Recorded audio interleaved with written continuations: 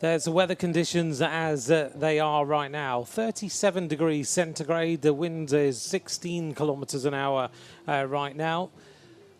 I think it's getting close up towards the 40 degrees centigrade point at this moment in time as we look at Lucelle, where this race is going to start. So if you've been following the time trials over the last few days, it's been mainly on the laps of the circuit around the Pearl. This time we go back to the course of the team time trial. The riders starting in Lucelle and riding all the way down to the Pearl. Well, the riders warming up now. They're getting ready for racing. It is going to start in just a few moments' time. In fact, the first rider will roll down the start ramp in 5 minutes' time. And that will be Soufiane Hardy of Morocco, who will be the first rider here, given the honour of taking to the race start to decide this men's elite individual time trial.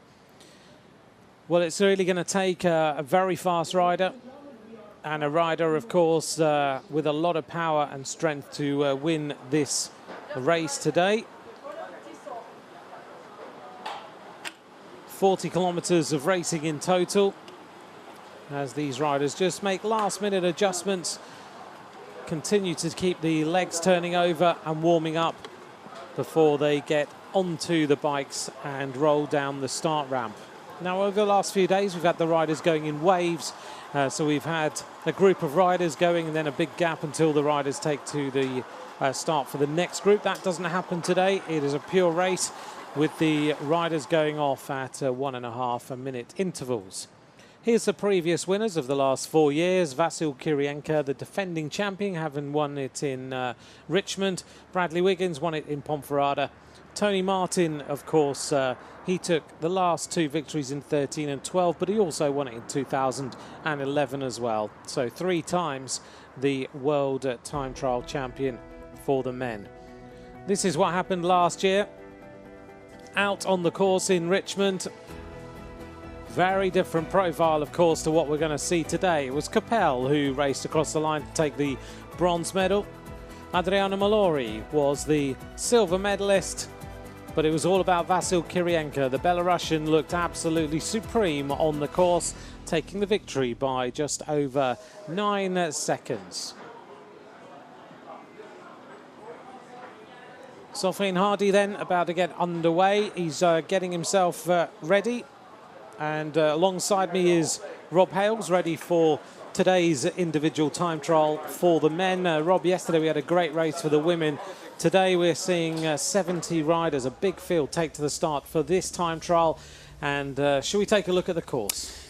Yeah, it's identical to the team time trial course, so we can see it's fairly technical. You know, within 400 meters there is pretty much a 90-degree turn on the run out, and then they get onto this big long straight section. This is where the powerful riders, those big rouleurs, this is where they can really lay down some power. There is currently on the finish line absolutely 0 wind out there because it is.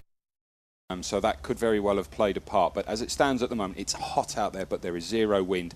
Here they come down towards the Pearl, and this is the circuit that we've been used to over the last couple of days. 2 laps of this circuit that all the other individual time trials have done. Here, obviously, they've got that long run in, and then they come into the Pearl and they do half of the circuit, pretty much 2/3 of the circuit. So it's technical at the start, big open in the middle, and then a little bit technical at the back end of the race. But it's all going to be about pace control, pace judgment in this heat, as we've seen over so many of the other riders during the races previously over the last couple of days. If you get that wrong, you can be right up there, well within the ballpark of the leaders through the first few time checks, and then that final quarter of the race.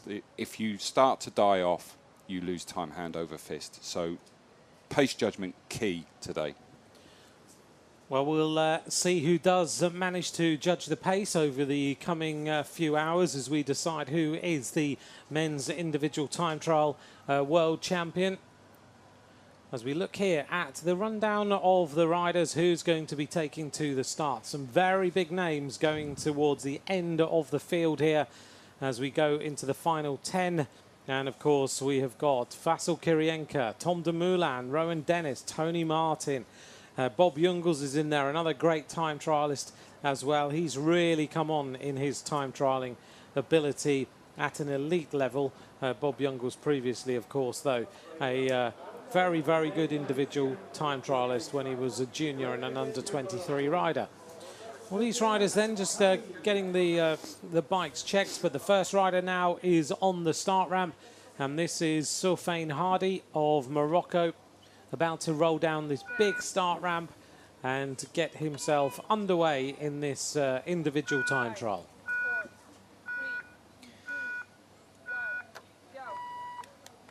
He goes now and rolls down the start ramp, a man who is generally racing for Middle Eastern teams, and he into this first phase of this individual time trial. A lot of wind there in the opening area of this event, Rob, but certainly you're absolutely right. There's no wind down at the finish. Yep, and this is the first signs that we've seen of the start. So wind could very well play a little bit of a part in the opening part of today's race. But here for Hadi, well, it's a long, lonely road ahead of him. First man out there, he has the unenviable task of chasing absolutely no one. He's just got to keep the lead motorbike that's taking him around the course. Just keep an eye on him. But you know, it's a time trial. It is the race of truth. It's you against the clock. But as we have seen in previous races, if you start later on and you are going well and you have your minute man, sometimes your 2, 3 and 4 minute man, you can catch them out on the road, and that really does help. But obviously, for the first man out here, the first of 70 riders out today from Morocco, it's just him against his own feelings, and you know, we'll just have to wait and see how he copes with this ride here today. Yeah, and in the nicest possible way, he doesn't want to see anybody until the finish, to be honest. He doesn't want to be caught. Bonaventure Uwazumana is about to start for Rwanda, rolling down the start ramp, choosing the deep section carbon wheels here to slice it through the air. And he's just going to settle down into the rhythm. So the first group of riders, the first big name, I guess, we're going to see is going to be Gediminas Bagdonas, who will be the 10th rider to take to the start line. Also going relatively early is Ryan Mullen, the young Irish rider, who will be starting 13th today. Let's hope it's a lucky number for Ryan Mullen.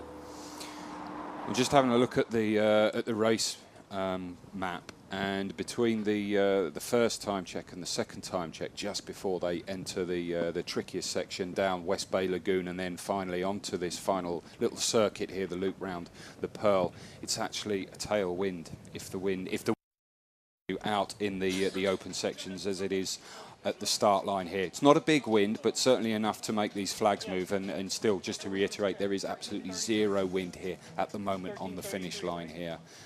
So there could be some very fast, you know, which will suit the more powerful riders, I think, just to really get up on top of that gear that they'll be using, and to have a nice big long flat straight section with some tailwind really will be, you know, that'll make 1 or 2 riders pretty happy.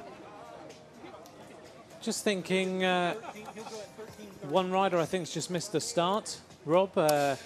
So Saeed Alawi hasn't taken to the start. This is the next rider. This is Mohsin Khan of Pakistan. Yep, so again, the rider from Pakistan, he's not going to have anybody really to chase. He's got 2 minutes to make up if he wants to get anybody in sight. Philip Mercer has given us our first question of the day. Despite the number of roundabouts, Rob, do you feel the course will favour power over technique to find the winner? It's a little bit of both, to be honest, Philip. It's certainly power is crucial. If you haven't got that, it doesn't matter how much technique that you have. You know, this isn't a prologue. This isn't a really tight, sharp prologue.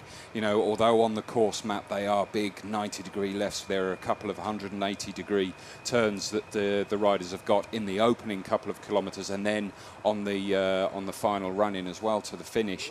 But ultimately, it's about power and fitness. But as we've seen in the previous races, if you have no technique, you will lose some time. But ultimately, it is power over technique, certainly. Okay, so the riders will be looking to keep the power on all the way through this ride as Mohsin Khan of Pakistan is about to get underway. This is the third rider to take to the start. Should have been the fourth rider, but Saeed Alawi has not started. Getting underway then and getting onto the aero skis as early as he possibly can. Get the bike up to top speed. So in the hotel where we're staying this morning, I saw Tony Martin, and he went out for a little warm-up by the looks of things. Is that normal to do that? He came back into the hotel having been out on the bike, and I wonder whether that is the general thing that riders do. Yeah, it's it's a preferential choice, but generally, bearing in mind Tony Martin, he sets off just coming up to 3:10 a little bit later on this afternoon, so he's got plenty of time to get up, and no doubt quite a number of the riders, especially the bigger time trialists, the ones with the most experience, the most to gain, certainly will have got up, possibly had a light breakfast, and then gone out for a bit of a ride. Nothing too strenuous, just turning the legs really. There's certainly no point in training. That's all been done, and let's not forget it was only a few days ago that Tony World Championship winning team for Ethics in the men's team time trial, and if any of the information is to go by one or two of the riders within that team, but also just kind of visually, Tony Martin seems to be back on form, and I think he is right, and rightly so. 6 times podium already over the years in the individual time trial, 3 times a winner, but he's had a little bit of a lackluster year, I think, in time trialing. Pretty much this year he seems to have struggled, and a lot of that I think was psychological as well. I know he's changed his position a little bit. I was talking to one of the guys from the German team earlier on a few days ago, and I said, what exactly is it that Tony Martin has done to his position? And it's pretty much his hand position on the bars. He's gone back to a more parallel forearms, like we see Hadi here. Certainly, he will be a little bit more efficient than the Moroccan rider here in his setup, but what we see with a number of riders, they either choose this, which is kind of more of an old style position with your hands parallel to the ground with your elbows, or the more kind of praying mantis position where your hands just come up a little. For me, that's more efficient, but Tony Martin felt that he was losing power, and it was playing with his mind a little bit, and well, he's changed it back, and he certainly seems to be back on form, the sort of form that we would be expecting from him. Yeah, so it looks like it has worked for him. But yeah, he went out on the bike this morning. He came back into the hotel at around about 10:30, maybe just about 10:15. Yeah, and he'll certainly be wanting to improve on his 12th place from the Olympics, the recent Olympics in Rio. That was a little bit of a shocker for him, I think. He has had one win this year in the Tour of Britain, actually. Recent Tour of Britain in the time trial there. Last week, or a couple of weeks ago, he was 13th in the individual time trial in the Eneco Tour, if that's a kind of guide to go for, but he was certainly one of the more powerful riders within that World Championship winning team team time trial squad. He looked very, very good indeed during that time trial. We're not really getting a shot here of the riders on the start. We are seeing the bikes being measured. We go back to the start now. I'm just picking up as to which rider this is, who is about to take to the start, and this is Redi Halila, who is about to roll down the start ramp for Albania to get this individual time trial underway. The Bagdonas of Lithuania will be starting in just a few moments. Andre Grifko, Ryan Mullen will also be taking to the start very, very soon indeed. If you would like to tweet in at McCrossan, at Rob Hales, 1 is where you can tweet us during today's racing, and you can ask us any questions or give us your predictions. Some early predictions here from Philip Mercer, who asked us that question. Tony Martin, Dumoulin and Rowan Dennis, the top 3 riders potentially later on this afternoon when we get to the end as the Albanian rider gets started. I had an interesting conversation about 20 minutes ago, just before the race start, and the Danish team have been measuring the temperature and the humidity throughout the entire race, and contrasting if you go early or go late in the starting order. And what they found, certainly over the last 2 days, is that the temperature is pretty constant throughout the entire time trial, but the humidity has gone from around about 55 to yesterday afternoon in the women's time trial to 30. And basically what's happening then is there's no moisture in the air, and the riders are basically just can feel the burning when they're breathing. But earlier on in the race, they're able to breathe. Well, that's what we were expecting, wasn't it, in terms of, certainly we didn't really figure into account humidity, but it certainly seemed to suit a lot of the earlier riders. Here, obviously, we're starting a lot later in the day, and you know, temperature-wise, I think it's, you know, the temperature has certainly risen throughout the day over the other races, but I think maybe with reflective heat as well coming up off the road, it hasn't really changed the ambient temperature for the riders so much.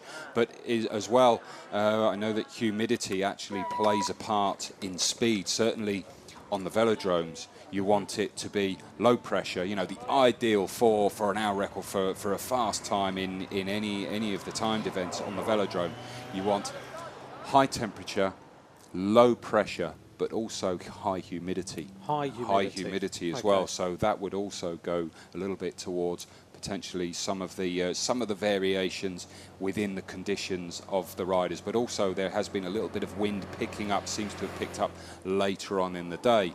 Now, here, if that happens with that long section, that long tailwind section, obviously if the wind does pick up later on, that will certainly favour those riders going off. Or if it dies completely out there and it dies off like it is here at the finish, then it will suit some of these earlier riders. But okay, that's, you know, that's the luck of the draw. Yeah, but it's interesting to see the way they've been analysing to find out how it's going to change and actually how it's going to affect riders potentially in the road races as well. Yeah, certainly. I mean, at least in the road race, everybody's under the same conditions. You know, you're all out there together, whereas the time trial, you know, when you're spread over a couple of hours of the day and the conditions change, you know, weather, you know, we've seen it so often in the past. You go off early and it's wet and then it dries out for the later riders, especially on a circuit like this where there are a few bends. You could make up a lot of time or lose a lot of time if it's wet.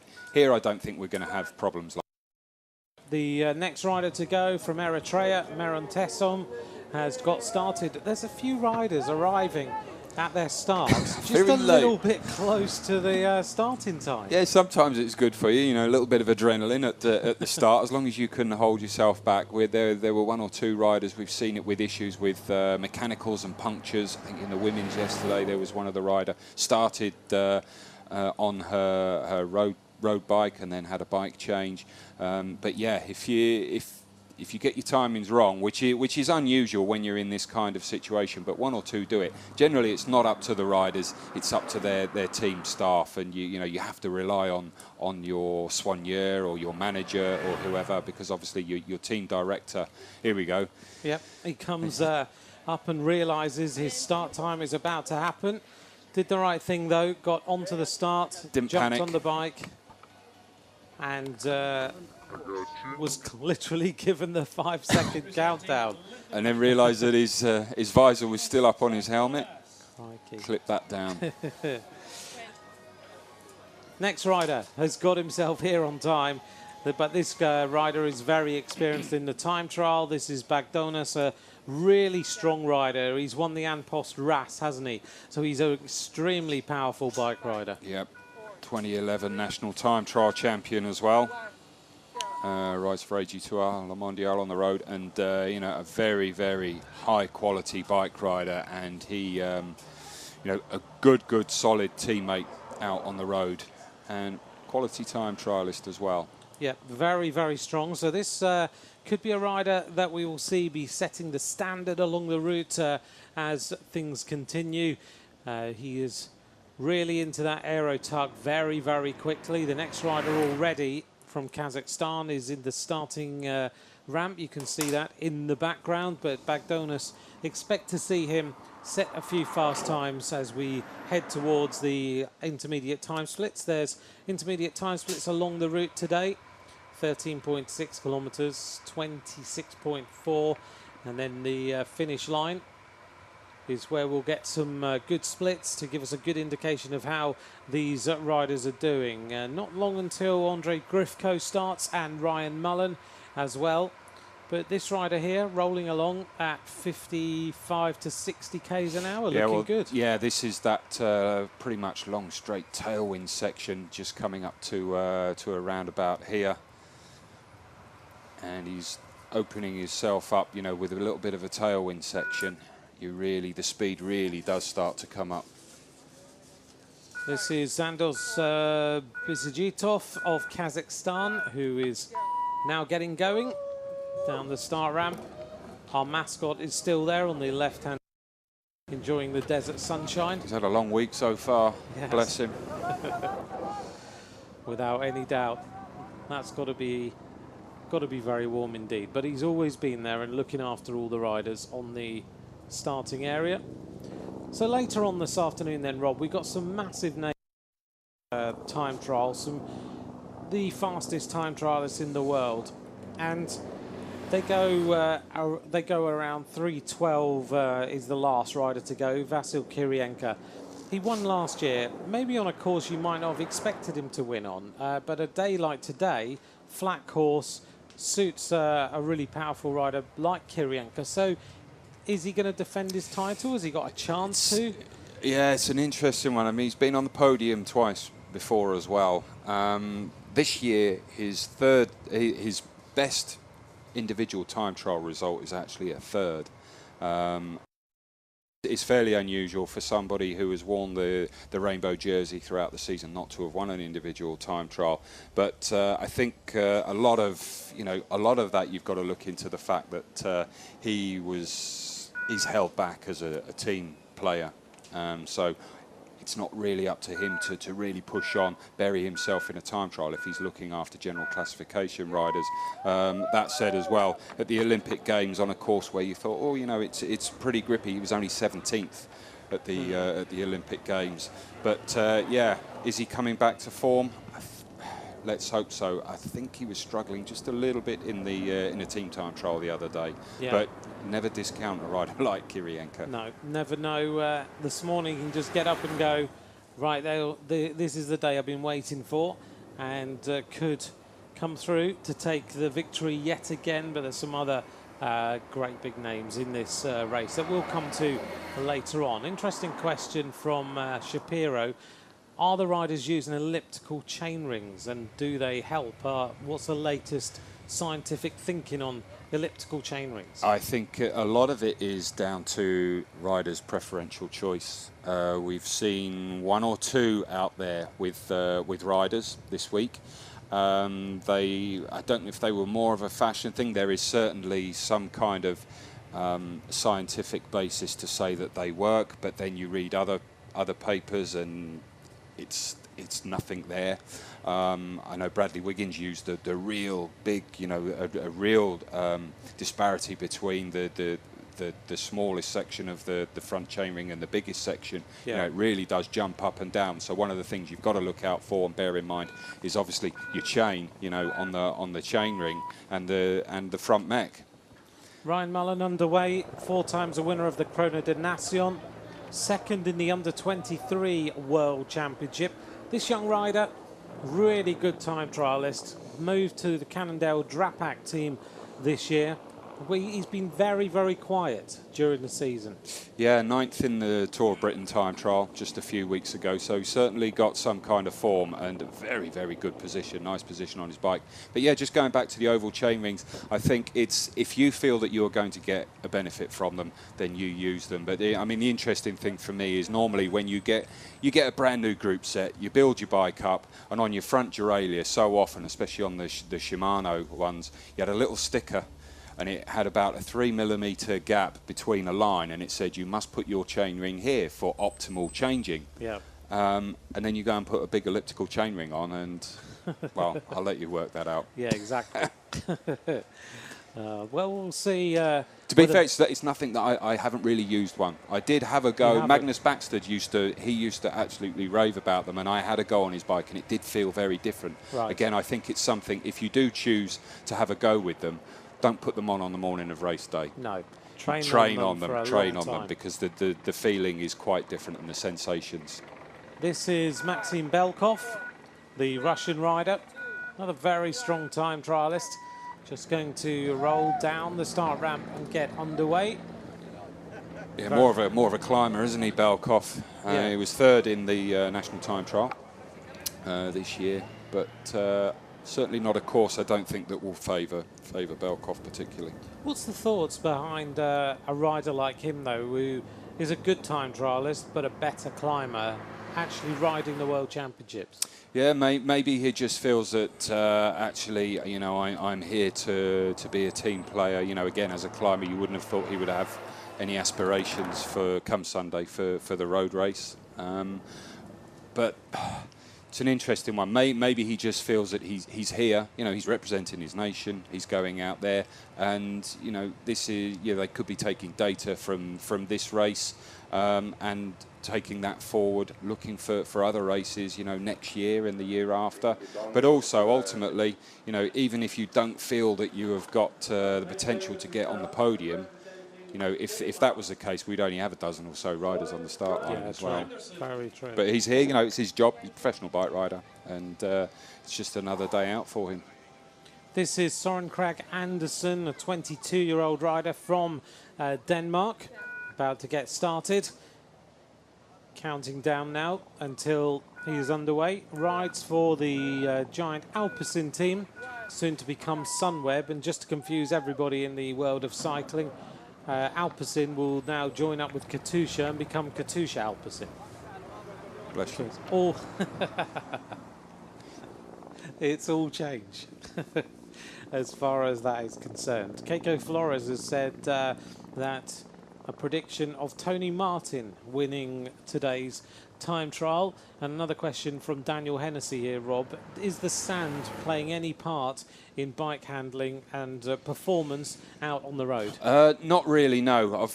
Fortunately, up to this point, obviously if there's a little bit of sand that's been blown off the side of the road onto a bend, then that can have fairly catastrophic problems for the rider. You know, I don't think we have to go into too much detail, but if you're banking the bike over, especially at speed, and you hit some sand on a bend, then you don't have to, you know, you don't need a big imagination to know exactly what's going to happen. But generally, no. If the wind was really blowing here and you had a bit of a sandstorm, which can be quite common here, then yeah, that would have a hugely adverse effect. But up to this point, it's all been good. Yeah, we've only seen one or two crashes. Senna Lazen was one of the riders who crashed a few days ago. This is Reto Hollenstein of Switzerland, second in the Baloise Belgian Tour, about to roll down the start ramp and get underway for the Swiss team. Those riders who are coming up, Vegard Stake Lungen, who's a very good Norwegian time trialist, but one rider who we are going to see very shortly, and even could be getting a bit of superstition as far as his number is concerned. The rider that might surprise a few people, certainly in the opening number of riders who are going to take to the start, is going to start in 6 minutes' time, and that is Marcin Biablowski, the Polish rider, an extremely good time trialist. He's starting at 13:57. We're now at 13:51, and Marcin could surprise a lot of the opposition here, Rob, this afternoon. Yeah, Marcin is one of those riders. He's been up there, top 10, 9th, in fact, last year. And I know we were chatting about Marcin a few days ago, and you've spoken to him since then, and he was actually disappointed with that result, which goes to show exactly where he feels he should be. But I know back in, I think it was the end of the first week in September, so fairly recently, he had a fairly successful weekend back in the UK. He's a UK-based rider, and he broke Alex Dowsett's 10-mile and 25-mile time trial on the Saturday and the Sunday. 16 minutes and 35 for 10 kilometres, for 10 miles, almost 16 kilometres. for those who work in metric, and 44.04 for the 25-mile time trial. And he was actually quite disgusted with himself that he didn't make it just under the 44 minutes, which again just goes to show his expectations. But just moving back to the start, it's interesting to note the wind is picking up a little bit, as we can see, but it's also changed direction. It's a howling tailwind out of the start, which will help those riders, but they just have to make sure that they don't overcook it right at the very start and get carried away. But it means that that long, straight section that we've been talking about earlier, it'll still be behind them, but it's more of a cross tailwind now, so it will have slightly different effect. But it doesn't seem to be blowing enough to give any issues, and the direction certainly in that open section with controlling the bike. Obviously, if it's very windy and you've got crosswinds blowing across and gusting when you've got a deep section front wheel, it's almost like someone grabbing your handlebars and pulling it from under your arms. Alexei Vermeulen of the United States of America, the 21-year-old rider from the USA, Lotto NL Jumbo he rides for, is now underway. And so we have seen the first riders start to go through the opening time split. So Fane Hardy is the fastest rider, 18 minutes 35.28. Here is Marcin Biablowski. It's interesting the riders are wearing the ice vests, rubbing the legs with frozen bottles. Vegard Steklengen now is underway, the winner of the Tour of Alsace, riding for Norway. We talked a little bit about this last night, about ice vests and the amount of ice that people are putting on them during the race. Yeah, the thought is to keep the core body temperature down, but you need the muscles, certainly the muscles in the legs, to be activated and warm. I've never used ice jacket. I've never been one for that, although we did use, they were actually Canadian chairs from the Canadian Fire Service, and they were using it for firefighters who'd been in burning buildings. They come out, obviously their body temperature is elevated really high, quite some. And what you do, you immerse your forearms in cold water. And what that does, obviously, because the blood comes to the surface in your forearms, it's a little bit like the elephant's ears, so that cools it. But you need your muscles to be warm and activated. And I know Chris Boardman was using cologne this was way back in '92 in Barcelona, because it was hot there, and just prior to his start, spraying himself with cologne just to cool, it's more of a feeling for, psychological thing. And I know they put that to Bradley Wiggins, but he wasn't up for it because he said no, it was a waste of alcohol. Jeremy Roy of France has started now into the first phase of the ride. Looks like he's wearing one hydration systems right on his back, and a few riders will choose to do that as well, so they don't have to think about taking a bottle.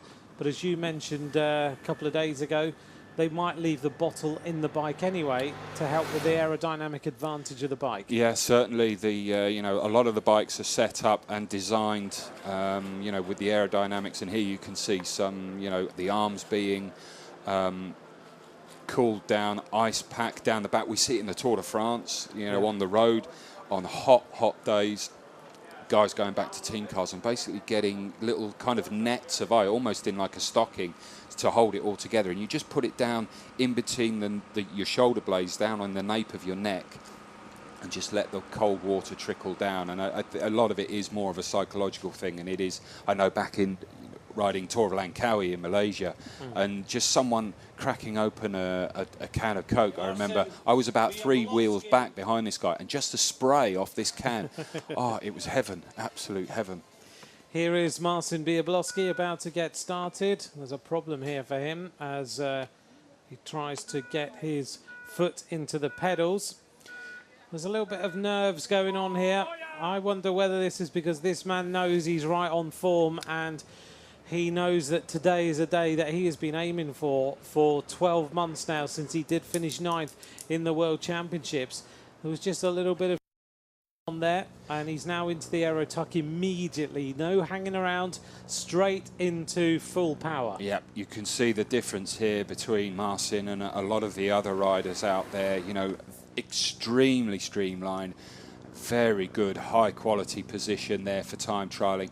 His suit, there is no bog standard suit on this man here. You could see the way that the material, the orientation of the panels across the shoulder and the sleeves is very important, because that's the first part that hits the air, the first part of the suit certainly, and the way that it was stitched. It's got, I think we call them smart seams. Smart seams. Smart seams, yeah. It's just the way that it trips the air. It's almost like having spoilers and splitters on racing cars. Obviously, you're going at slightly slower speeds, but it still all adds up. And what it does, what you're trying to do, is keep the air attached to the body as far around the back as possible. Because as soon as the air detaches, that's what slows you down. So basically, it will trick the air into following round, especially around the tops of your arms, around your biceps, onto your triceps.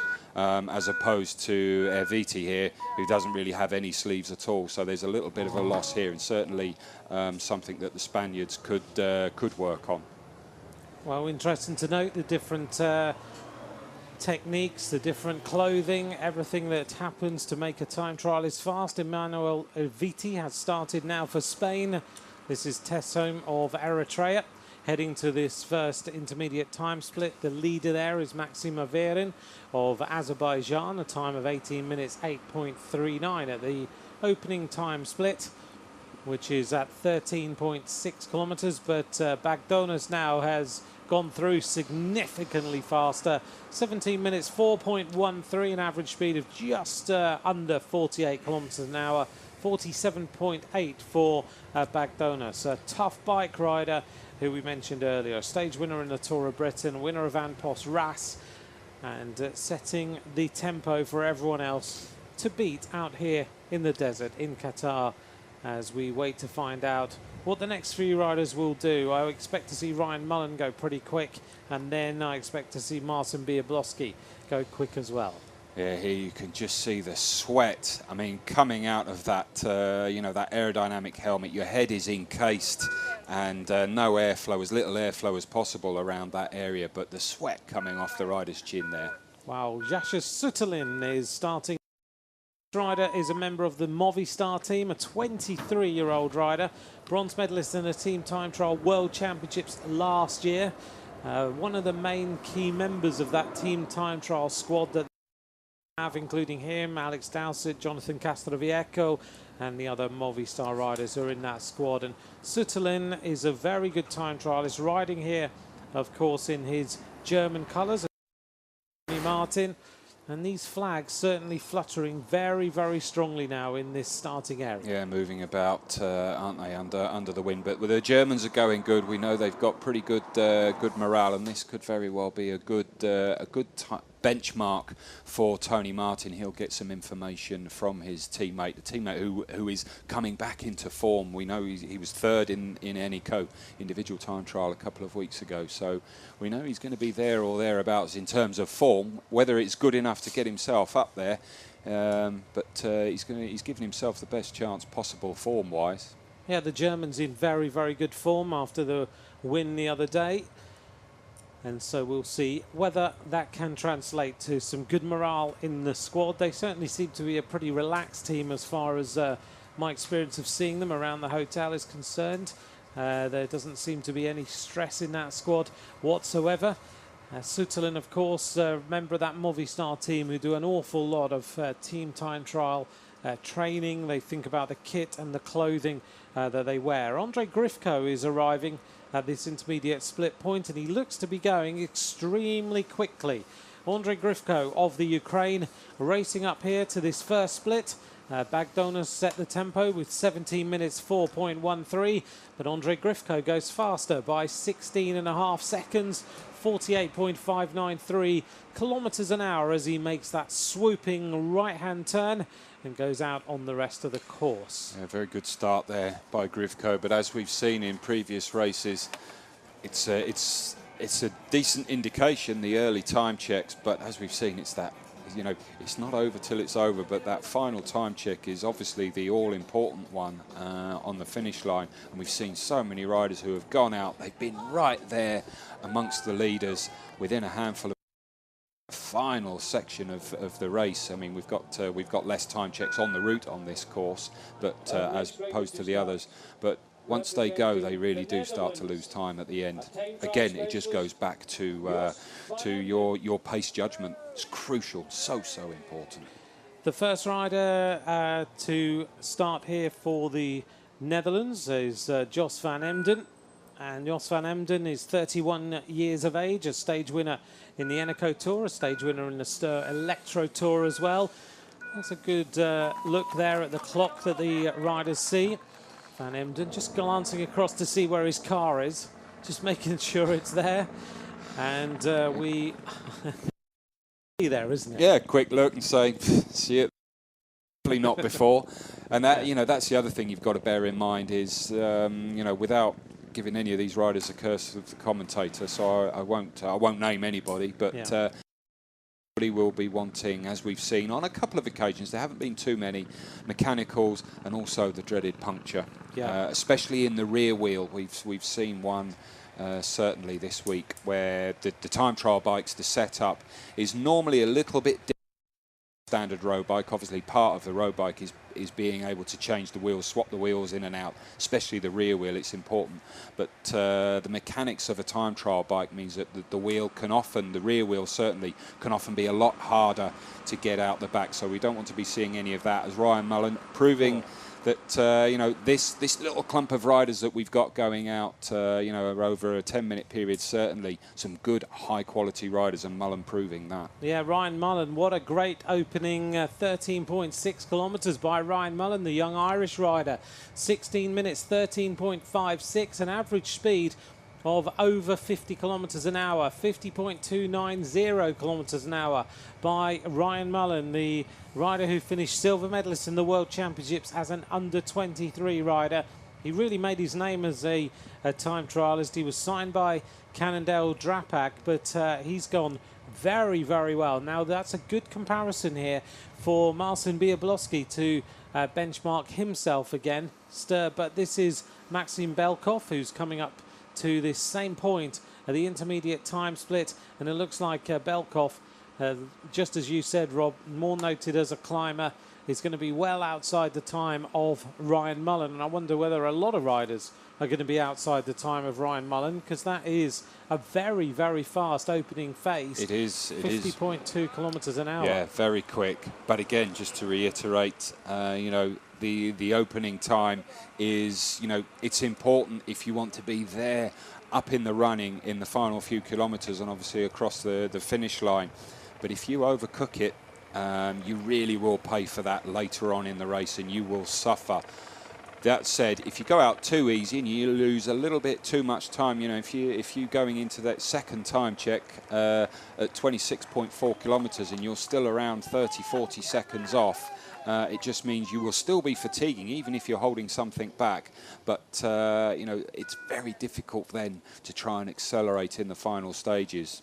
This is the first rider we've seen in these championships from Qatar, Afif, and gets a great welcome from his fans there at the start line. The Qatari rider, nice to see. We were supposed to have a couple of them yesterday in one of the events, but they didn't take to the start. It's great to see Abdullah now taking to this World Championship, and it must be a great experience to be here in this time trial, riding for your home country in your home country. Yeah, I mean, whatever the result here for Abdullah, I think it's fair to say that his performance will be elevated somewhat on a personal front for him if he can keep control of it. It doesn't always pay to be in front of a home crowd because sometimes you go out and you get a little bit get a bit excited, but certainly the conditions shouldn't be of a problem for him. He should be fairly used to this kind of weather. But it's always nice to be able to perform, and certainly most of the riders I know and from personal experience, very proud to represent your own country in your country in your own on your own shores. Well, we'll keep an eye on Abdullah and see how he's doing along the route. He wears number 45 today in this time trial. This is the men's individual time trial to decide the world champion. The most wins in this is by Fabian Cancellara, who's won on 4 different occasions. Tony Martin, 3 wins. Michael Rogers, 3 wins. And we see Reto Hollenstein about to reach the first intermediate time split. Going to be outside the time of Ryan Mullen. Can be around about the 16:45, maybe 16:50 by the time he crosses the line. 16:48.41, average speed under 48, just on 48.5 kilometres an hour. The oldest winner of this time trial ever was Bradley Wiggins, 34 years and 149 days. Yep, back in 2014 in Ponferrada, just ahead of Tony Martin and Dumoulin. That's Dumoulin's only medal at World Championships, but certainly one of the pre-race favourites, you would imagine, the Dutch rider coming into this. And I think wants a little bit of retribution from Rio, doesn't he? He does, yeah. That silver medalist. I think he was the out-and-out favourite, but it was Cancellara, who isn't here. There are 4 previous medalists from World Championships in this field. Right at the back end, obviously Kirienka, Dumoulin, Tony Martin, as we've already said, 6 times a podium. And Taylor Phinney, the American rider, he was silver in 2012. Had a big accident, almost a career-threatening, career-ending accident. I think the week he actually won the American Time Trial Championships, broke his leg, and he's on the comeback trail.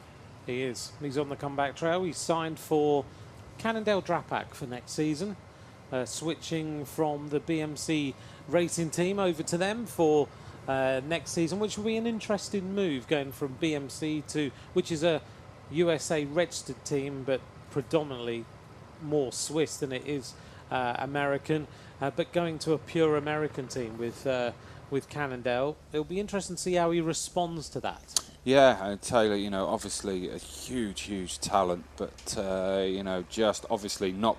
I think it's fair to say it knocked the edge off of his potential, didn't it, with that accident? But yeah, you know, he was hoping to end. I know that his quotes would be, "If we can win the world title last week in the team time trial for BMC, that would have been the cherry on the cake." Unfortunately, it didn't quite happen for him, but he goes away with a silver medal. Looking here at Jos van Emden, the Dutch rider, continuing with this time trial. The fastest rider on the course so far, we know, is Ryan Mullen of Ireland. He is the rider we're concerned about right now, but we'll wait and see what happens when the likes of Biablowski and Sutherland, those sort of riders, reach that intermediate time check. Also this rider, Jos van Emden. We'll see how they compare to the time of Ryan Mullen, who looks to be riding very strongly indeed. Yeah, this first intermediate time check that comes up at 13.6. Here we can see it as a Norwegian rider. Lingen just comes up to that. They then go through it, and then it's a right-hand turn here, and this is then that long, straight, open section. And we can see that actually the wind, there isn't too much there. You could just see the branches in the trees on the left.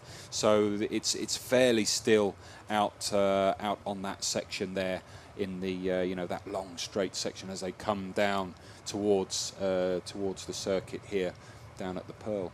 I guess if the wind's going to blow like this, as it is out here at the weekend, that can totally change how the road race is, because if there's any crosswinds, this race will be very different. Yeah, from a viewer's point of view, from our point of view, I think we're hoping for and rubbing our hands for for a little bit of wind. Yeah, you know, it won't need too much either, because it's so open out there.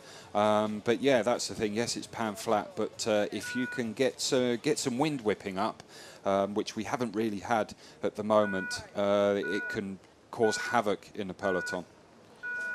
This is Sultan Asiri of Saudi Arabia, 5th in the Tour of Egypt, just rolling off the start ramp to get underway. And we're waiting for the arrival of the next riders at the first intermediate time split. A few riders have reached 26.4 now, and the fastest time so far is 33:33:22. That's a nice tidy number. by Redi Halijaj, who is the rider from Albania, setting the standard, but I expect to see the times there get a lot quicker when we see Ryan Mullen arrive there. This is a series of Saudi Arabia just making his way out on the course. Yeah, again, one of the riders, we've, varying equipment out there, and, position is key. The body's position on the bike to being able to go fast. There's a balance between power and efficiency, aerodynamic efficiency, but it's fairly capable now to have a very good balance of an extremely powerful position and being tucked in, hidden away, trying to hide away from that wind. As there we get a. Oh, now that's not what you want. We saw it a couple of days ago, didn't we? Was it yesterday, where we had one of the riders lose a bottle on the speed bumps on the circuit. Now here we go. This is going to be then. Wow. So he's down on the Irishman. Now, does that mean that that the Polish rider here, Marcin, is he's pacing himself well, and that Ryan Mullen has indeed actually gone out there too quick? Yeah. 30 seconds, that's a big surprise. That is a big surprise, considering how powerful Marcin Biablowski is. And he takes a bottle as he went round that corner as well. Interesting that some of the riders are doing that. Maybe just getting a bottle, cooling themselves down, and then not putting it on the bike, which is exactly what he did then. Yeah, well, he's already got one in the bike, but I think it's probably just, a backup measure. And we have seen one or two here. We're going to get... there you can just see, we were talking about the sand.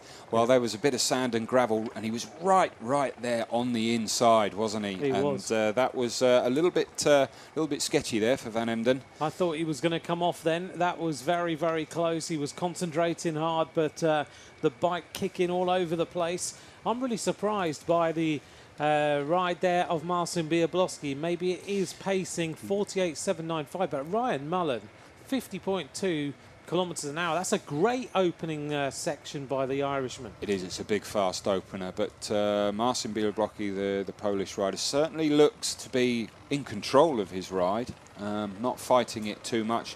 Looked, very comfortable, very calm.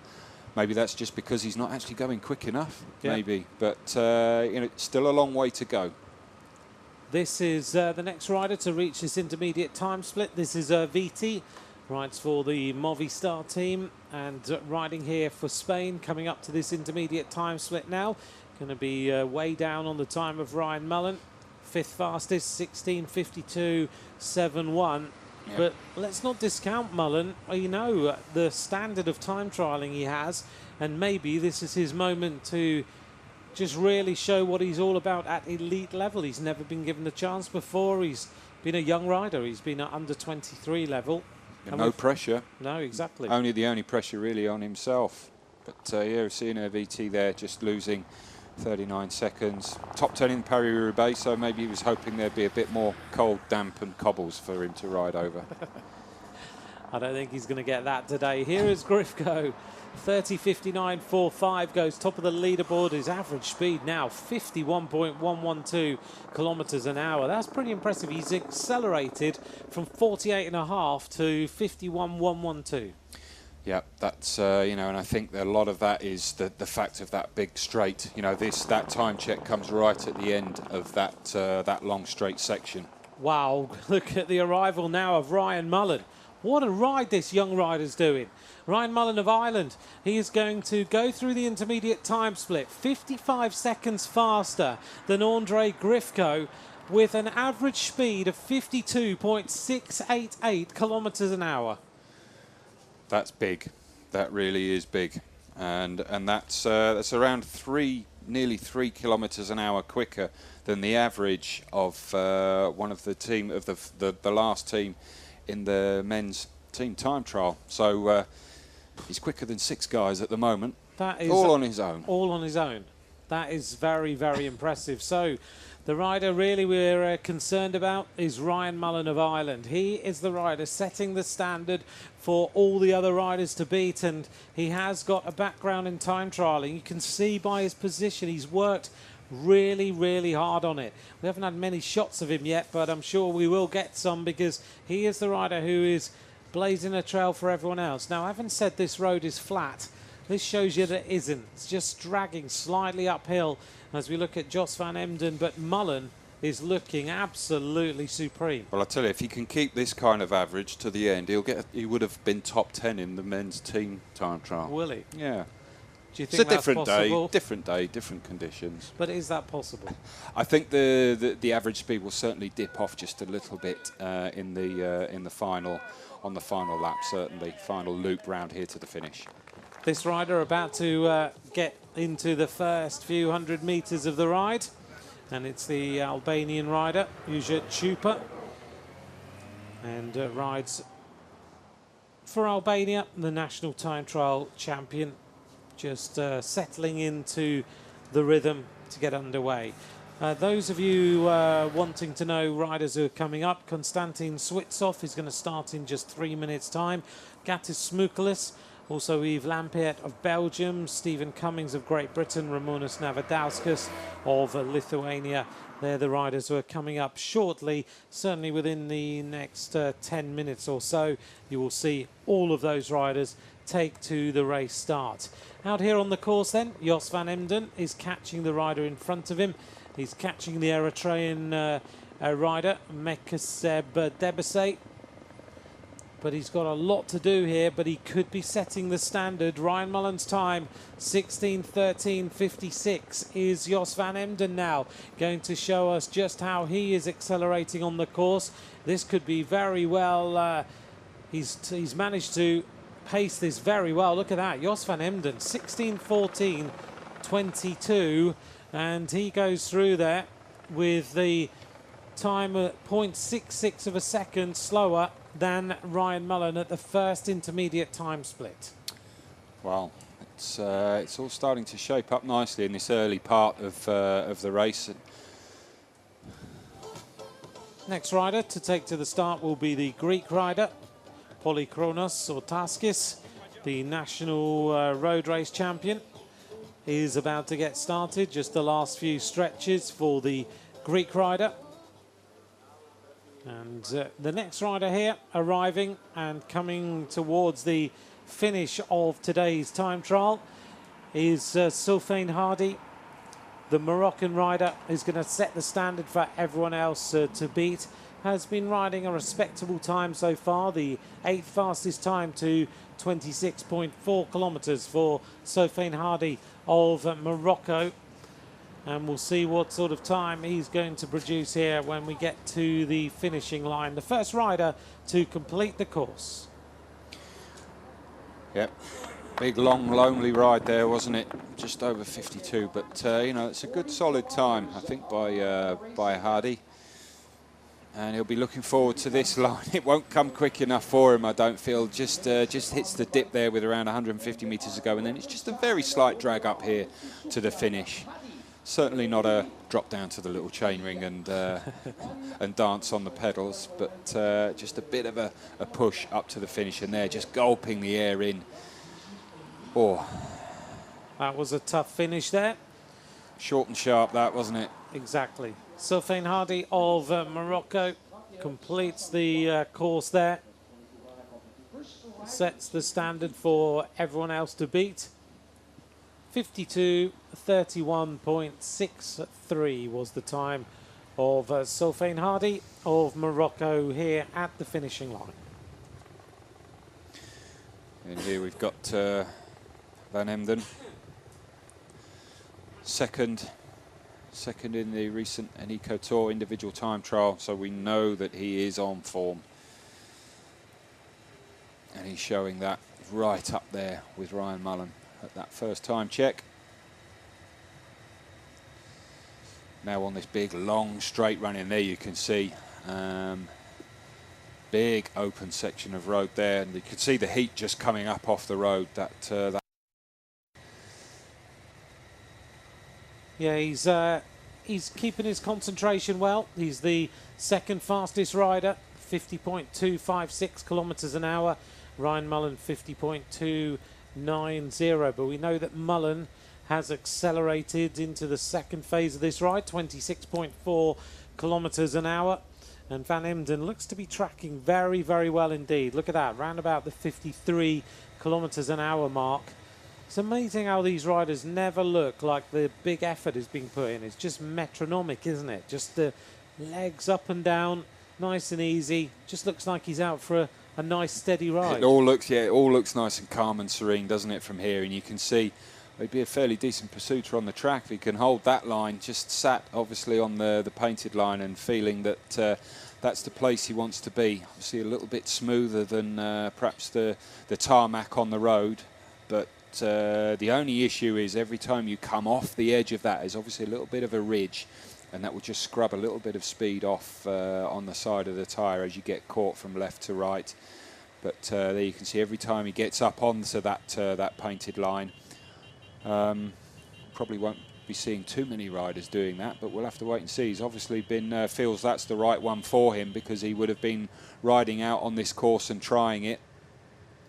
This is Zupa of Albania, wearing number 37, continuing with his time trial. Just to update though, Ryan Mullen still the leader at 26.4 kilometres. Reto Hollenstein is now second fastest time there.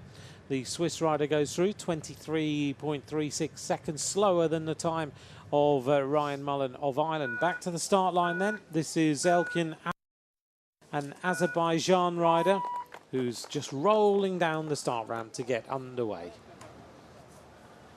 Coming up shortly, Gatis Smukalis, Yves Lampert, Stephen Cummings, Ramonas Navadauskas, all very, very good time trialists. Stephen Cummings, what an incredible year that rider has had, as we see the arrival of the next rider here at the finish line. Bonaventure, who was Imana, riding for the Rwanda team. The time to beat 52:22:17. That won't happen.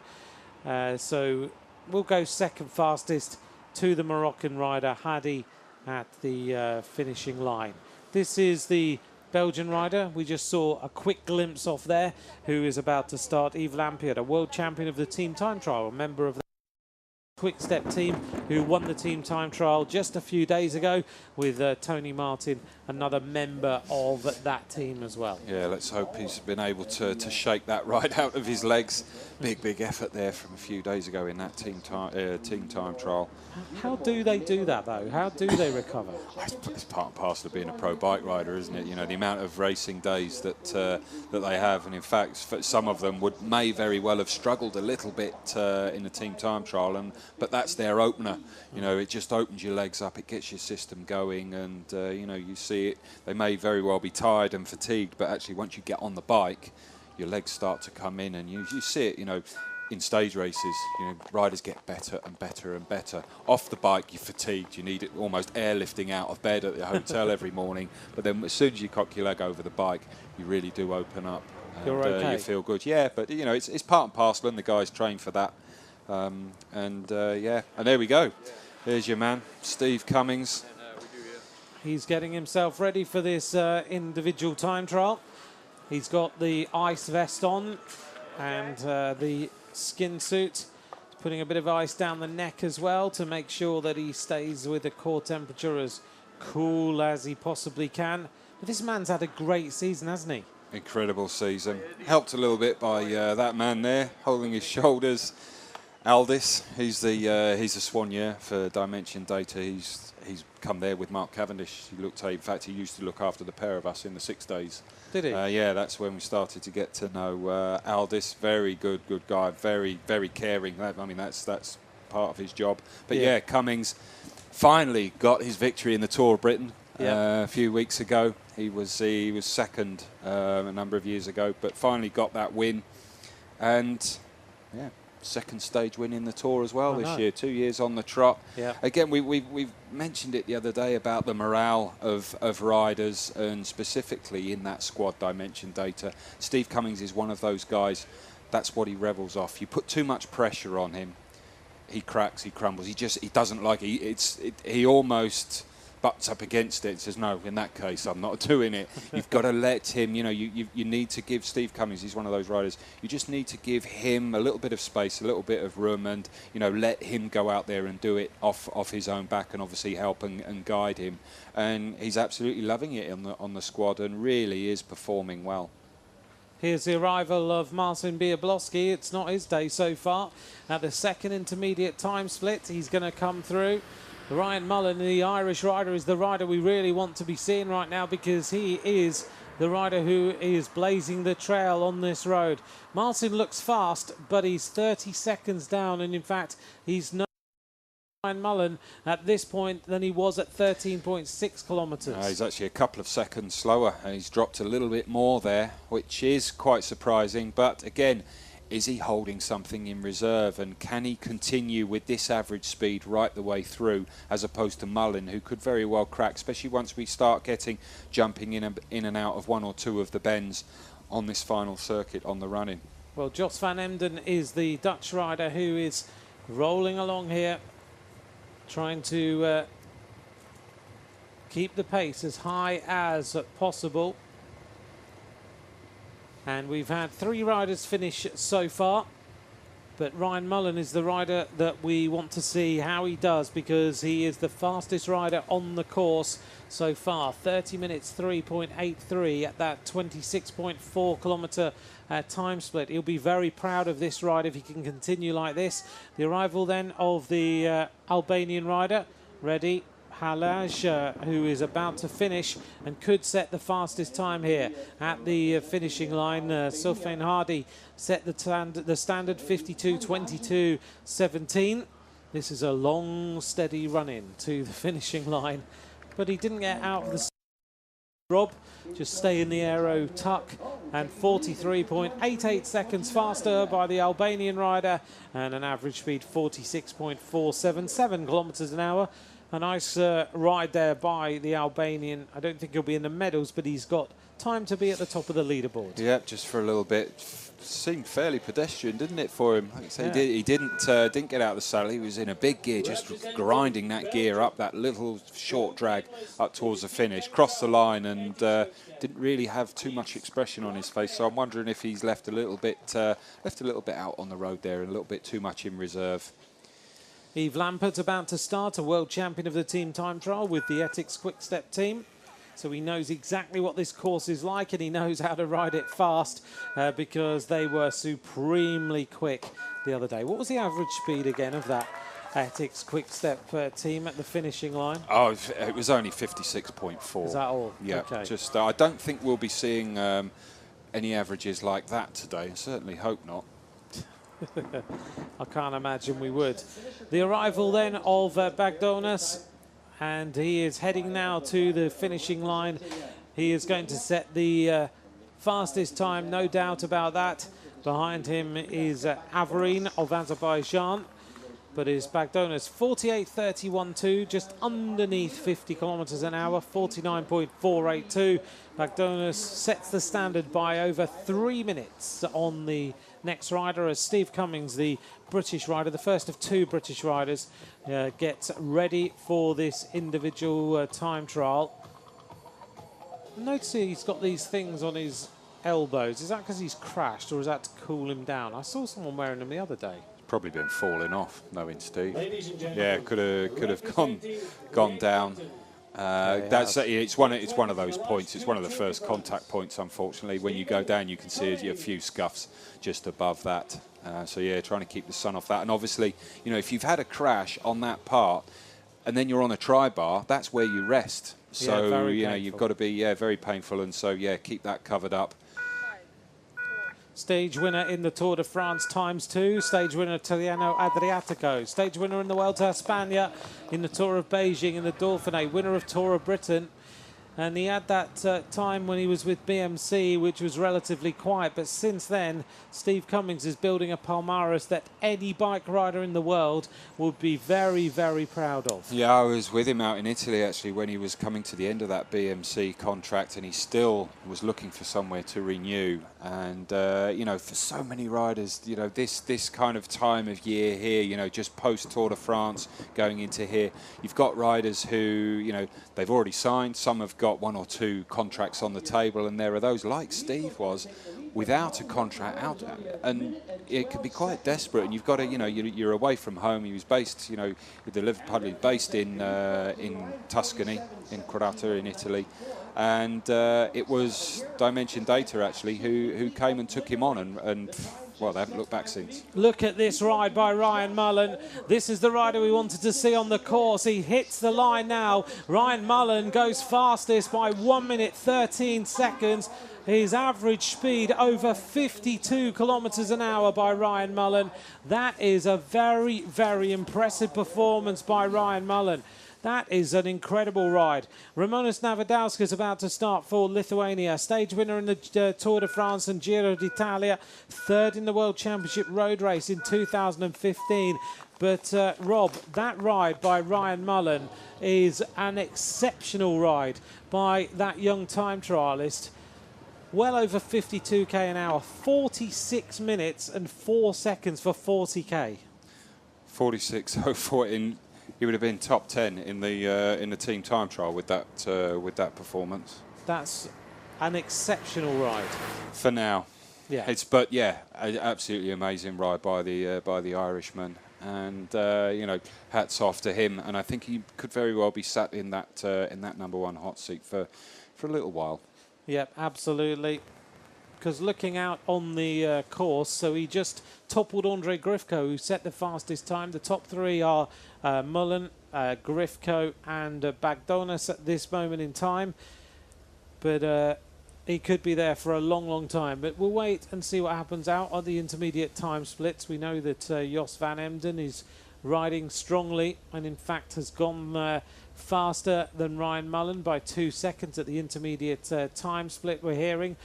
So Ryan Mullen could well be seeing his lead toppled by Jos van Emden as we take a look here at the rider wearing number 29, and this is Yves Lampiet, who's also going quicker than Ryan Mullen, the Ireland rider. But yeah, you're right, he can sit there and he can enjoy being in the hot seat. Another rider starting then, Jack Bauer of New Zealand, a rider, Rob, that you know very well, because when he signed one of his first pro teams, you were involved in it. Yep, and God, that boy can eat. He certainly used to be able to. He had to stay out of house and home for the first week when he came over to the UK. But yeah, Jack Bauer, he just won, actually, we'd signed him, and he just then, about a week after that, won the New Zealand Road Race Championships back in 2010. He was 10th in Rio, in the road race, in the Olympic road race, and he had a stage win in the Tour of Britain as well only a few weeks ago. Fantastic stage win from I think it was a 5 or 6 man break that just got caught on the line, the back end of that break, but Jack, he held on to take the sprint victory from that group. So yeah, again, another rider on good form, and a really, really good guy. I think he's just signed for Ethics, and yeah, a fantastic guy. And a good quality, you know, a ruler, big, you know, a good time trialist, but someone who's very good to sit on the front of the peloton and do a good work for your teammates. Yeah, you can just put him on the front, ask him to bring a breakaway back, and he can do. Here's a rider who's been a world champion at under 23 and junior level. This Australian rider, Luke Durbridge, rolling down the start ramp now, wearing number 25. Big expectations for him to do a good ride here in Qatar in the World Championships. Yeah, good form again at the moment in a 2-up time trial. Certainly, he won the Duo Normand for the 2nd time only a few weeks ago. He's been national time trial champion of Australia for 3 times as well. You see him just getting into that position, nice tuck position, you know, very, very different to, you know, some of the others. You know, this is the way that the time trial position is going now, where your hands actually come up, your elbows are quite high. You know, back a few years ago, it was get the bars down as low as possible and, you know, really hang off the front of the saddle and get down. Lower is better. But now you see time trial bikes where the bars are actually fairly level.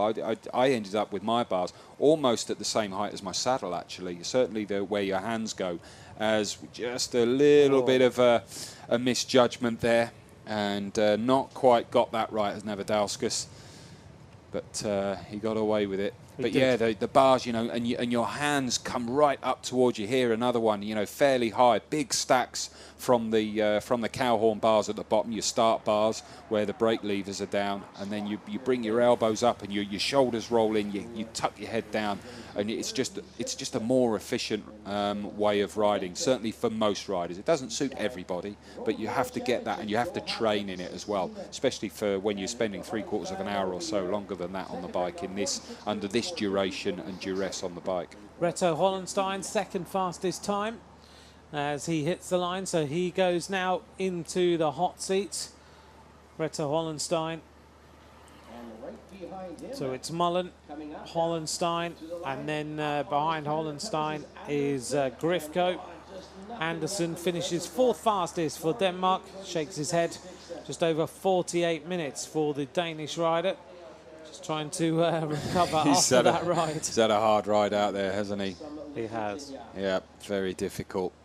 And there, you know, just that shot, you know, hold that position there for Hollenstein up all the way across the line and power your way up in the most efficient way possible. This is back out on the bike with Jos van Emden, who is continuing to set some good times, but he seems to be fading a little bit on the time of Ryan Mullen. So Mullen's obviously held his position all the way through. He has. We've seen this on quite a number of occasions where riders are right up there with the previous time checks, and then in the latter stages when the heat starts to get to you, the fatigue starts to build, you know, you feel full of lactic acid, and you know, you really do, your body just breaks down.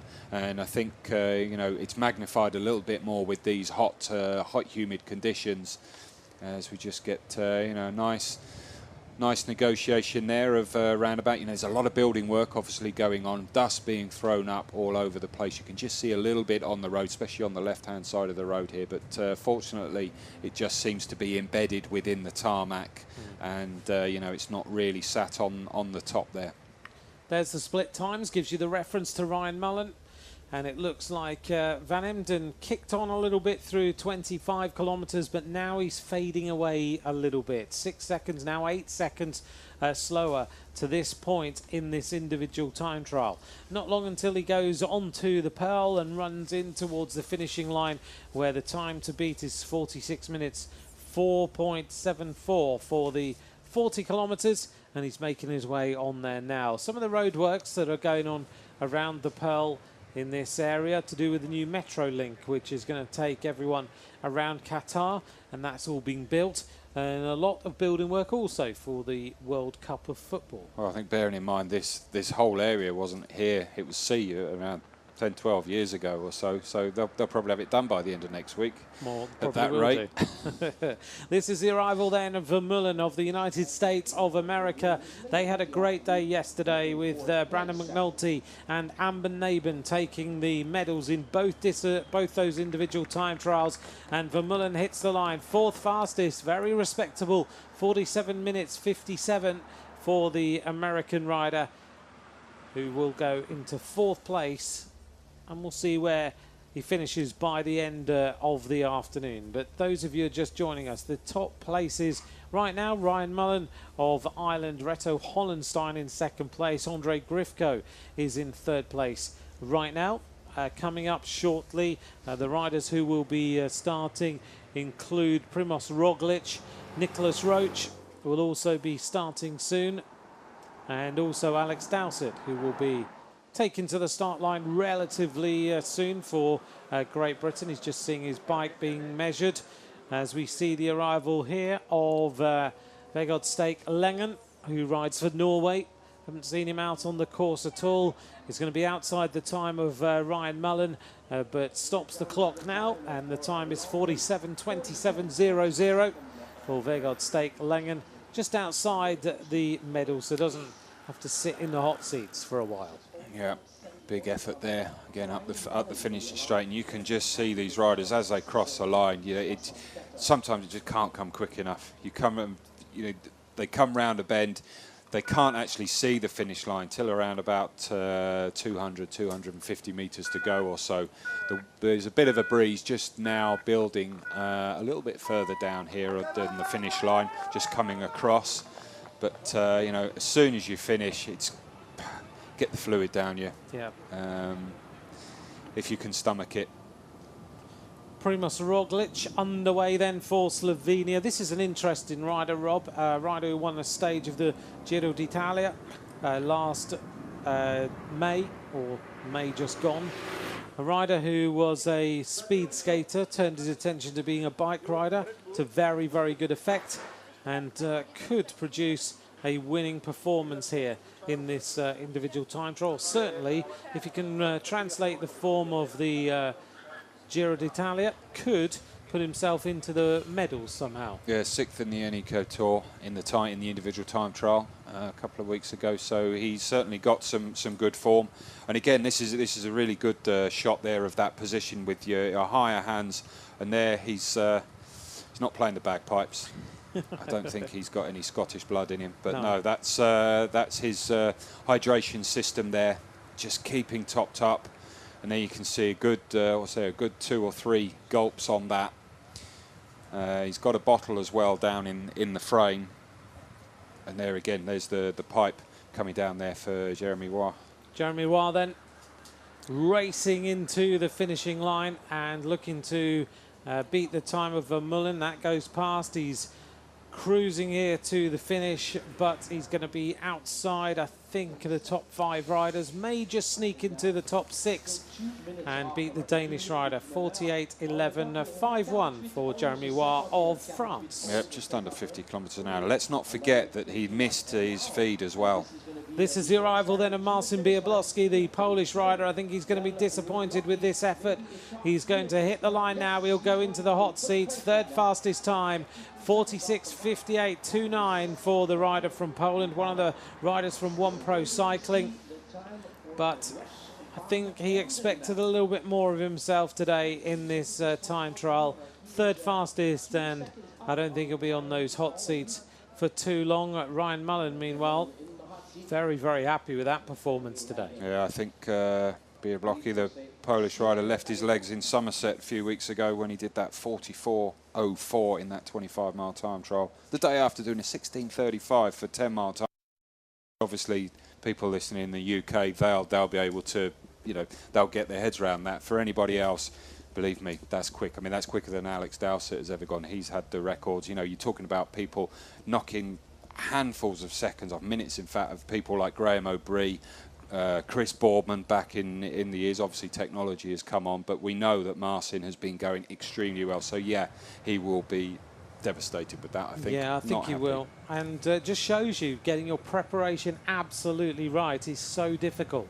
He may have overcooked it by a couple of weeks and just ended up the form dropping off when he's got here to Qatar. It's all about timing, you know, it's all about timing. That's the thing, you know, it's no good doing your PBs a few weeks out or a couple of weeks after. It's all about on the day, and that is part of it, you know, that's part and parcel of, you know, being a great athlete, you know, having great coaches around you who understand your form. And the thing is as well, you come out and you have to be, you know, does the course suit you? Does the conditions suit you? Do they, you know, are they for or against you? You know, ultimately, some of it can be out of your hands. And but once you're on the start line, if you can get yourself in the best shape possible, and then you've just got to let the clock do the, you know, let your legs do the talking and let the clock reflect that. Yves Lampaert is not far away here from the first intermediate time split. The time to beat is still Ryan Mullen with 16.13.56. He's quite a long way from this intermediate time split, this world champion of the team time trial. And as we wait to see where he's going to be, I think he's going to be just inside safely the time of Marcin Biablowski. It is Yves Lampaert who crosses the line now, 16.22.87, 3rd fastest time. A rider who knows just how fast you need to go. But right now, he's got a little bit of work to do. He's 9 seconds down on Ryan Mullen, but a respectable start to this time trial. We go back out here with the rider who is coming into the finishing line. This will be Emanuele Erviti, and looks to be just outside the top 8 riders on the completion of this time trial. So Erviti looks good, but 9th fastest, and will fade away down the standings as things continue and we get some of the bigger named riders of the time trial coming into the finish. Riders who are starting soon. Coming up, we'll have Manuel Kinziato, Stefan Kung, Alex Dowsett, Taylor Finney, Edvald Bosenhagen, as we go back out on the road with Luke Durbridge, 14 seconds down on Ryan Mullen. I think if these riders are getting their time checks, Rob, it's going to play on their minds a little bit if they're told, because Mullen is gone extremely quickly. Yeah, I think it's a little bit of a surprise, and maybe not to some of these riders. You know, they've been riding with Mullen in many of the races, and they'll obviously see the sort of form that that he has had. You know, he is the Irish national champion from this year. He won the road race last year as well, and again rode the Tour of Britain a few weeks ago, 9th in that individual time trial. Slightly different kind of parcours to this, admittedly, but we know that he's got the form. But I still think it'll be a bit of a surprise to many. So yeah, you start to hear that over the race radio if that's what you're getting from your team car, and but at least they know that whereabouts they are to him, and then you just gauge your effort. Kinziato, the Italian rider, world champion of the team time trial on 2 occasions. I keep saying Roglic was a speed skater, but he was a ski jumper. That's what I mean to say. I apologise to Petra, who's reminded me that he was a ski jumper. And a very good ski jumper indeed. So he turned his attention to cycling with very good effect. Yeah, it's good. I mean, any of those kind of sports skiing, or there are a number of cyclists who were former speed skaters, and vice versa. There are some who switch the two, because it's it's very much a similar effort in terms of the suitability of training for the way that your muscles, your leg muscles and your back muscles work. And some people use it, old school training camps, December type, January type training camps for a lot of the old school pro teams was cross-country skiing. Yeah, exactly. This is Jos van Emden, who now has faded away, Rob, because he was the fastest rider at the 26-kilometre split, and he's going to finish now. And he's going to be the 2nd fastest, but he's going to be 23 seconds down on Ryan Mullen. That highlights the Ryan Mullen's effort there over the last half, the second half of this race. Yeah, you can see the effort, gulping the air in, the sweat absolutely pouring off. Wow. The nose and the chin there, see just gulping. You see the diaphragm moving up and down, just trying to suck that hot hairdryer air in. Oh, it's a tremendous effort, isn't it? And it takes a long, long time to recover here. The sweat absolutely pouring off. And there was an interview yesterday, some of the British riders saying that they've never sweat so much. Literally, it just pours out of you. But Navadauskas slower as well by 1 minute 4 seconds. I'm surprised at that. Navadauskas is a great time trialist. He's already been a stage winner in the Giro d'Italia, 3rd in the road race at the World Championships last year, but not producing any speed. No, well, that's ultimately, it doesn't matter how good you look, and one of the riders who does look good here is Luke Durbridge. He's still kind of there or thereabouts, isn't he, in the ballpark, 20 seconds, holding very good form, and I know he's coming into this with, I think he's got some big expectations. This is Stefan Kung of Switzerland, an individual pursuit world champion. This rider's very, very quick indeed. Looking at the choice of equipment, he's got no overshoes or anything on. He's just gone with very short socks. A rider who has a tendency to have had some pretty big crashes in the last couple of years. He's very, very quick, and sometimes overcooks it a little bit. Euro time trial champion from 3 years ago, 2013. So he's got form. Yeah, still only 22 as well, so very early on in his career.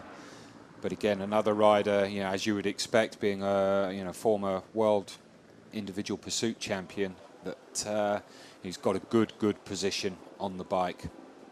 Yeah, he's extremely talented. He's got a great position. He looks fantastic on the track. But we've seen him when he's been in winning positions in time trials where he's just taken a risk too many. But hopefully, as a young rider, he's learnt from that, and now he can translate it back into some top speed here on this course today. Coming up shortly, only 14 riders left to take to the start line. Dowsett, Finney, Bosenhagen, Jungels, Cathrovieco, Martin, Dennis, Dumoulin, Kirienka, as Luke Durbridge approaches the first intermediate time split. And this rider is one of the fastest time trialists in the world, and he is nowhere near the time of Ryan Mullen of Ireland, who is still top of the leaderboard, fourth fastest, 21 seconds down.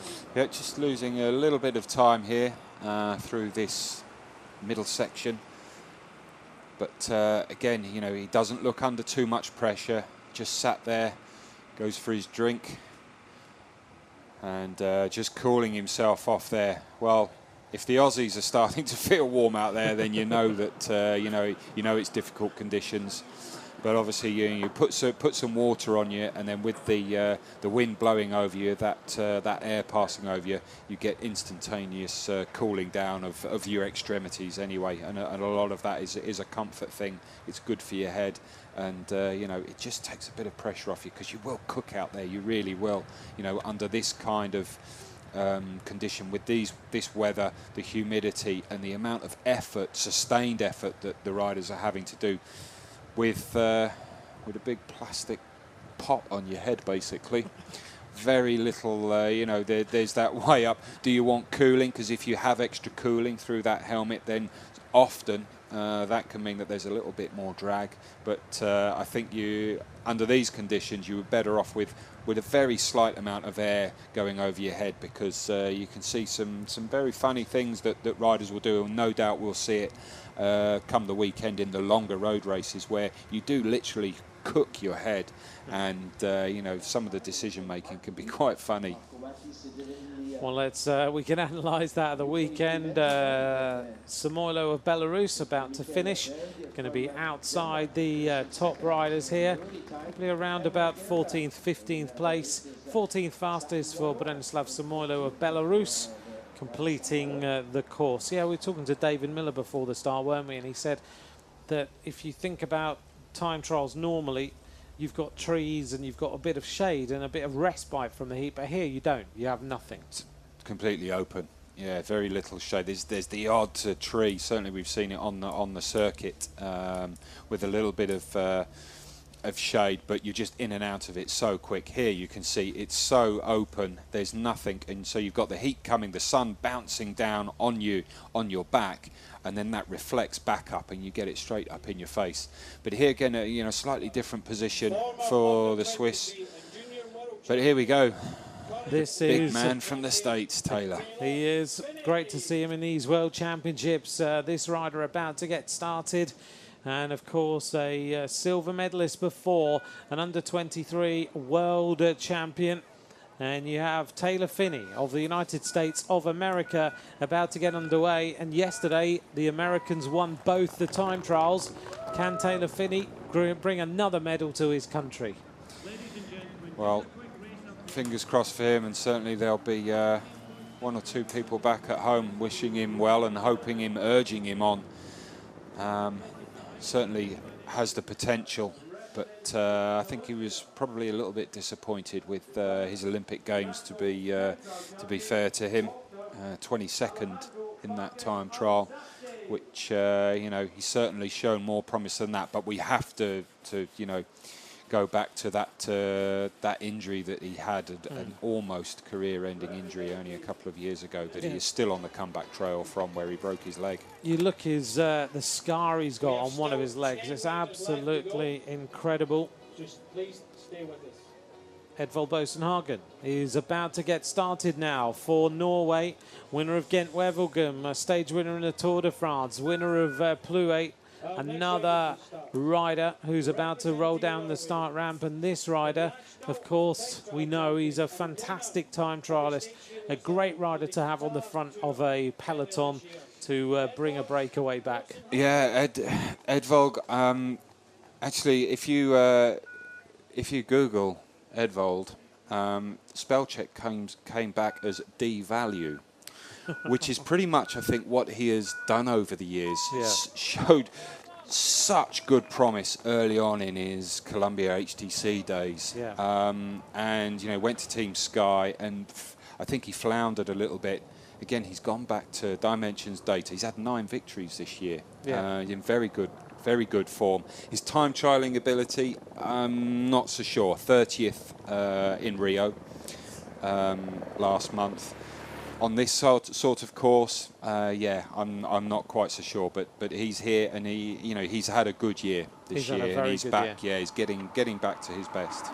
Yeah, the smile was back on his face a few times this season. You could sense the lean years of not winning bike races was preying on him, as we see the arrival of. Sorry about the picture breakup. We don't see the arrival of him. We see a bit of picture breakup. Smukkels was about to arrive then, as we wait for that, but he's not going to trouble the time of Ryan Mullen. How many times are we going to say that this afternoon?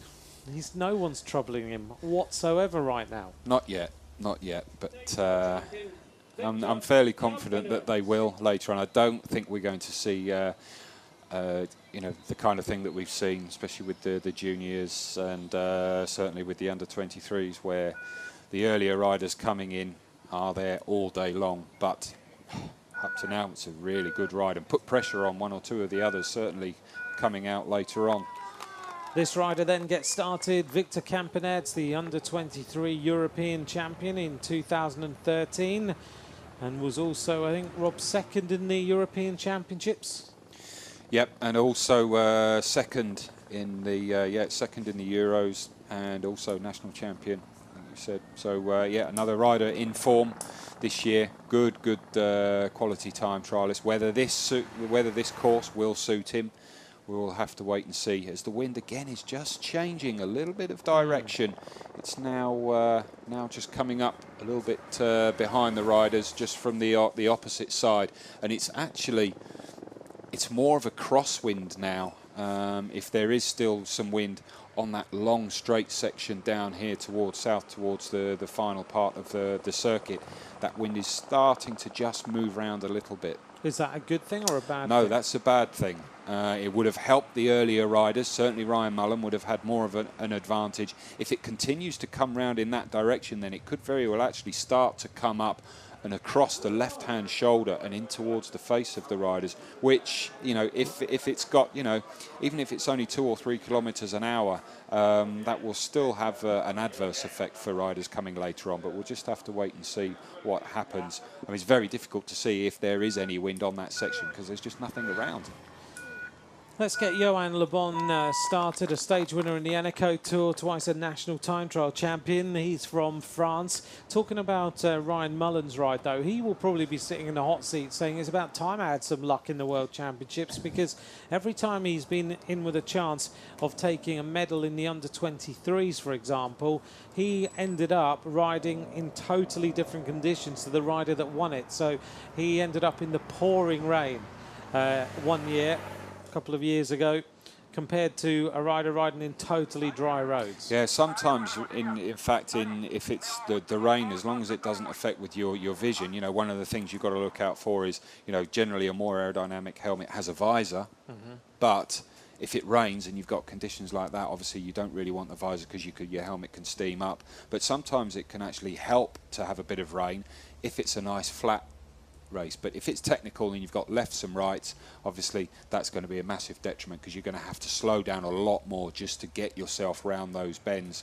because you overcook it, you go down, then that's it, it's game over for you. It is. Well, this rider, Yves Lampiet, is out on the course. We are getting ready now for Bob Jongels to start. There is Rowan Dennis, who wants to turn around the disappointment of the Olympic Games. Bob Jungels, the world champion as a junior in 2010. Jungels, the Maglia Bianca, the white jersey of the Giro d'Italia. He had a great ride there. Riding now for Luxembourg, of course, and underway for Bob Jungels. Yeah, I think Bob Jungels was actually one of those riders who's tipping Tony Martin for the victory today. But that's all going to be out of his mind now. It's just him and his bike, his hands in front of him, and just concentrating on the effort there. Look how look at that front position as we look from this camera, just going straight through the air. Yep, hands together, elbows almost together, and you can see it just rolls your shoulders in, and then your head starts to tuck in. And that's the big man himself, 6 times on the podium, 3 times former world champion in this event. He's all smiles, he's pretty relaxed. Tony Martin, he will be going off in just a few minutes' time, in fact 5.5 minutes until Tony Martin gets started. And we'll see how he performs against the time of Ryan Mullen, which is still top of the leaderboard at the 13.6 kilometre split, and still the fastest time at the finishing line for the young Irish rider. This is Nelson Oliveira of Portugal, a stage winner in the Vuelta a España, 7th, of course, Rob, in the Rio time trial. A very good time trialist indeed. Yeah, 4th in the Euros. 4 times a national champion, and let's see what the 27-year-old can do out here on this course. Rolls. He's got all the skin suit materials and the bike that the Movistar team use. It looks like he's got the same manufacturer of the skin suit, looking just at the little touches on it. The arrival of the next rider. This is the Qatari rider, Abdullah. Great to see a Qatar rider now going to complete this World Championship course. And it's not going to be the slowest time by any stretch. Abdullah of Qatar is going to reach the finishing line now. 57 minutes, 36.78. And that's 24th fastest. It's all relative, isn't it? You know, it doesn't matter how fast you're going, you're still going flat out, and you can see the, you know, just the pain there, pulling all sorts of shapes up the finishing straight, the sweat coming down off the chin, off the nose of the riders. Only 6 riders left to take to the start. Here's another rider who could win this one, Tom Dumoulin. So the next rider is on the start ramp. Dumoulin really does want to take this victory today. The start then of Mati Bodnar, who likes Qatar, 2nd in the Tour of Qatar in 2015, and a great time trialist from Poland. He knows Biablowski hasn't produced the time trial everyone expected him to do today. I think he's the 4th fastest rider. But Mati Bodnar rolls down the start ramp and is underway. Yeah, with the time trial stage in the 3-day Depana earlier on in the year. This is a little bit different to that day, most definitely. No doubt about that. Depana doesn't really see temperatures like this ever, does it? I don't think so. It's been a few million years since it has, I'm sure. Do tweet us your predictions if you would like to. At RobHales1, at Ant McCrossan is where you can join us. Bodnar going out on this time trial to that right-hand turn.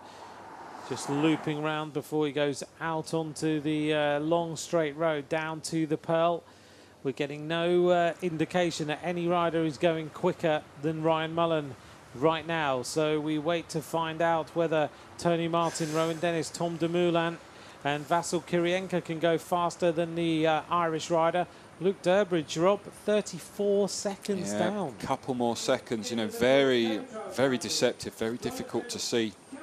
You know, because he looks so good on the bike, but obviously speed is, you know, it's the clock that that shows, as we just see Kirienka, defending champion, just sorting his shoes out.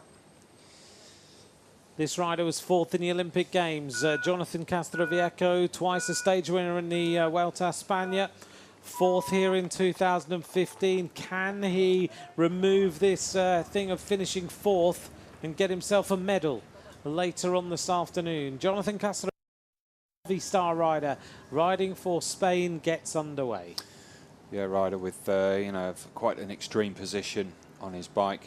Euro time trial, European time trial champion.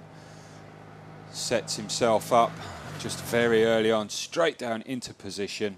And, you know, it's all about getting up to speed as quick as you can, and then getting yourself underway and not overcooking it, as we see Yves Lampard just having, well, he's got a bit of a problem there, hasn't he? Trying to get past his minute man, the Canadian. Hugo Hewler didn't really realise he was there, I don't think. I think he did that out of any intent. He just didn't realise he was in a world of his own. He didn't realise that Lampert was right behind him. There's the defending champion, the Belarusian. He looks ready for this time trial. Yeah, he has struggled a little bit in time trials this year, but we've mentioned before, you know, part of the reason why, because he's been looking after his team leaders during stage races. But even so, he did struggle a little bit at the Olympic Games. Tony Martin is now underway. This is the rider that everyone has said is the race favourite. Everyone is expecting Tony Martin to come up with the goods and produce another world title. He is 3 times a world champion. He won it back-to-back, 11, 12 and 13 before Bradley Wiggins and Vasyl Kirienka took the title. But this man is extremely fast. He looks ready. He looks very lean. As you were mentioning, Rob, he's changed his hand position on the bike. He looks so lean and cutting through the air. Look at the shoulders, the way that they are right in on the head to slice through the air. Yeah, he's changed that position of his hand position. Unlike this rider here, Campenaerts, his hands are up by his chin. You know, a lot of riders do that. We call it the praying mantis. Tony Martin has opted to go back to his old position, and whether it's a psychological thing or not, but as we just drop back now to the British rider Alex Dowsett, former hour record holder. Yeah, Alex Dowsett there, a rider who saw his British records taken by Marcin Biablowski, but he looks to be just pushing himself back in the saddle quite a lot right now. Rowan Dennis of Australia about to take to the start. He's got the drinking system down the skin suit, former world record holder and on the hour. And another fantastic bike rider about to now get into the first phase of this time trial. This rider, we know, wants to win without any shadow of a doubt. He wants to turn around the disappointment of that broken aero ski in the Olympic Games when he looked to be heading for a medal, and turn this round to winning the World Championships. Yeah, had an absolutely disastrous Olympic Games, didn't he, with that left hand ski, as you say, the handlebar there, the tri-bar just came off in his hand. Very, very disappointed for him. But he's here. Can he get retribution? He's, you know, he doesn't mind these conditions, certainly. This is the rider from Pakistan, Mahmood, who is almost at the finishing line, just over an hour for this ride. Not really any comparison to Ryan Mullen, but Mahmood is about to complete this 40 kilometres in just over 1 hour and 1 minute, heading to the finishing line. 1 hour, 1 minute, 6.02. Doesn't want to stop, does he? Wants to keep going. The start then of the penultimate rider. This is Tom Dumoulin, the silver medalist in the Olympic Games, interestingly choosing the sunglasses as opposed to a visor. But Dumoulin really focused here. Gets underway. Yeah, I think he was extremely disappointed to be beaten by Fabian Cancellara in the Olympic Games. I think he was coming into it, he was the out-and-out favourite, but we've got to bear in mind that he crashed in the final week in the Tour de France back in July and broke his wrist, so which did obviously raise some questions. But going up to that incident, he was by far, I think, the out-and-out favourite, certainly one of those favourites, alongside probably Chris Froome, for a slightly different course, admittedly, with a bit of a climb in it in Rio. This is completely different, but certainly we're looking forward to a big battle between this group of riders here. Obviously, Tony Martin, Tom Dumoulin, Rowan Dennis.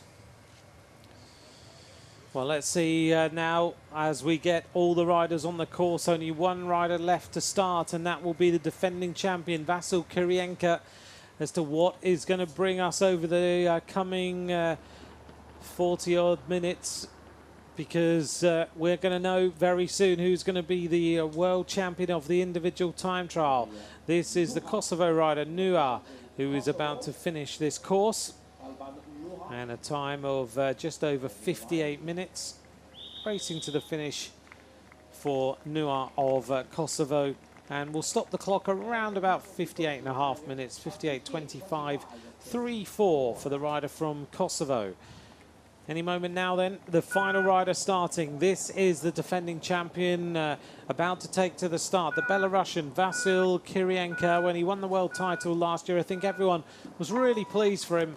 He's a rider that everyone loves just purely from the brute power and force and the admiration you have for the way he rides on the front for Team Sky in the Grand Tours. Yeah, I think he's probably, if you were to actually calculate, I'm sure there's someone out there who's done it already. If not, they certainly have the technology to do it.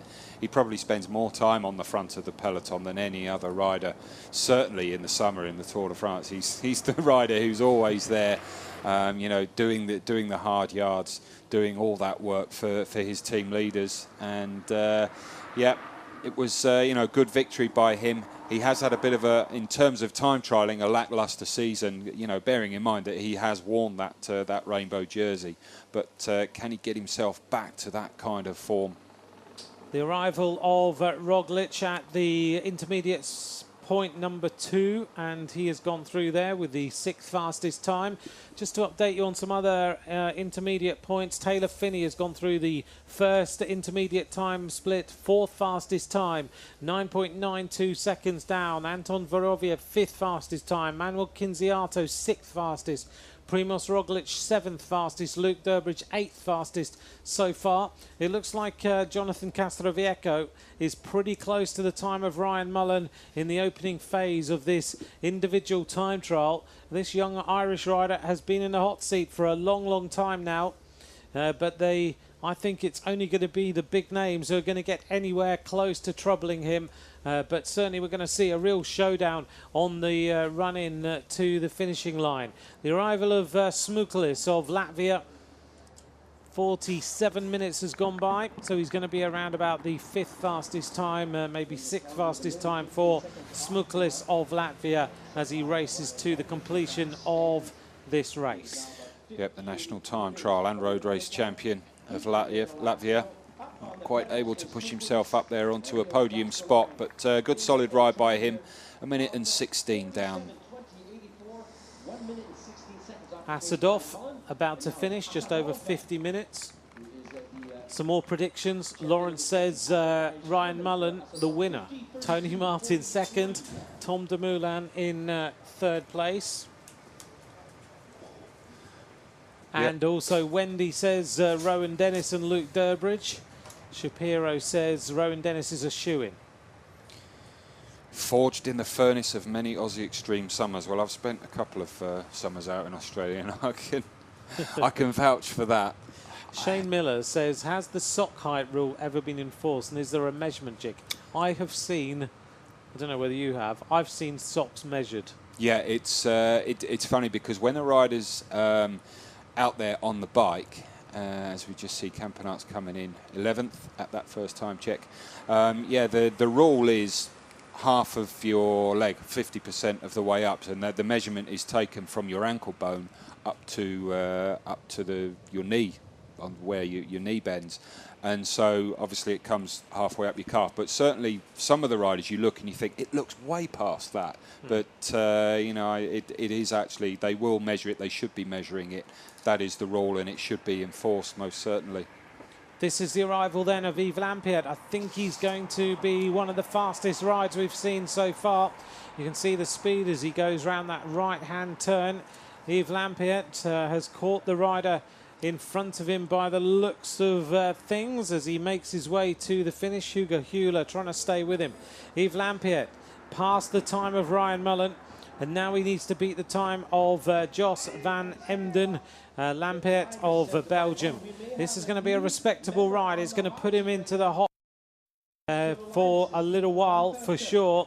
Yves Lampaert now racing to the conclusion of this. Going to beat Van Emden. He's just going to do it. He just does it. So Yves Lampaert now moves into the hot seats. Jos Van Emden is the rider who is now in third place overall. The top three changes: Ryan Mullen, Yves Lampaert, Jos Van Emden are the fastest riders now at the finishing line. Well, that's your 3 spots in the finish house for now. And there you go. Ryan Mullen.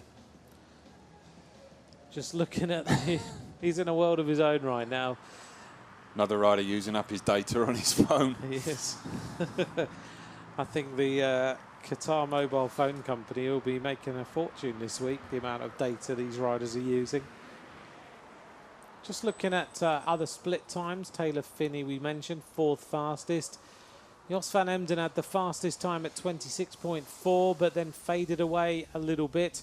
The rider we're looking at now is Jonathan Castroviejo. He's got a great style on the bike, hasn't he? This is very kind of old school, really, you know, really laying across the bike, all the weight on his shoulders. That many riders have gone away from, but it certainly suits a Spanish rider, and he revels in that kind of position. He does. He's almost down on the ground. He's so low. As we look here at Bob Jungels, think of back to May for him in the Giro d'Italia. He was an exceptional rider. He looked very, very good, but Jungels is going to go through this first split, and he is going to be around about the 9th fastest time, 16:37, I think, for Bob Jungels. As we see the arrival now of Stephen Cummings of Great Britain. Been a tough day out there. Yeah, a lot of sweat, a lot of dehydration, fluid being lost, and again he'll be one of the riders who will be trying to get his recovery as soon as he can, ready for Sunday's road race, where he's got a big rendezvous, no doubt on or near the front of the peloton, and certainly doing a lot of work for his team leader there, Mark Cavendish, and his teammate as well from Dimension Data. Yep, another Dimension Data rider, Steve Cummings then. Heading towards the finish. He's going to be inside the top 10 by the looks of things so far in this race. He's going to do that. He's going to be the 9th fastest time. Cummings finishes 47:31.52. And look at the speed, 50.499 kilometers an hour, and that puts you quick. 9th. Yeah, it's yeah, that's a bit of pill to swallow, that one. You know, big average speed, but still only just getting you for now as well, just in that top 10. But if you were averaging well over 50k an hour for a time trial, finishing 9th, it would be pretty hefty, wouldn't it? You'd be thinking, "Oh, I've gone that quick." And yeah, that's I think it's expected. Certainly, I don't think Steve Cummings had any illusions of getting himself on the podium here. But you know, a good ride by him, and here you could see Castroviejo just making that bend, and that's, you know, this is one of the difficult sections where you've got a lot of heat. You go into that bend, you slow down, you lose all your momentum. You can't carry much, if any, around that bend, and then you've got to accelerate back up, and here you can see straight back into that position. It really is quite incredible, that. I love the way his hands are almost on the front wheel, aren't they? It's just so low at the front of this bike. And we talked a little bit yesterday in the women's time trial. Lucy and I were talking about the fact that it doesn't matter whether you're tall or short. As long as you can produce the power, then you'll go as quick. Yeah, there's a balance. You know, obviously, generally a bigger rider will have more power, but they need more power to actually go the same speed. So a lot of it's this balance and this weighing up between position and power. And if you were to make a graph with an axis on, and you would find the points where they meet, your power and your efficiency aerodynamically. And you know, if one goes up, the other one will often drop down. So you get a more powerful position, a more upright. You really open your hips up. So in terms of Castroviejo here, it's not a very, generally for most people, it wouldn't be a very powerful position. If he was to ride like on a turbo train or on a rig, he wouldn't be able to produce that much power, but it's very aerodynamic for him, for his body shape. Here's the current standings. Ryan Mullen of Ireland is the leader of this time trial.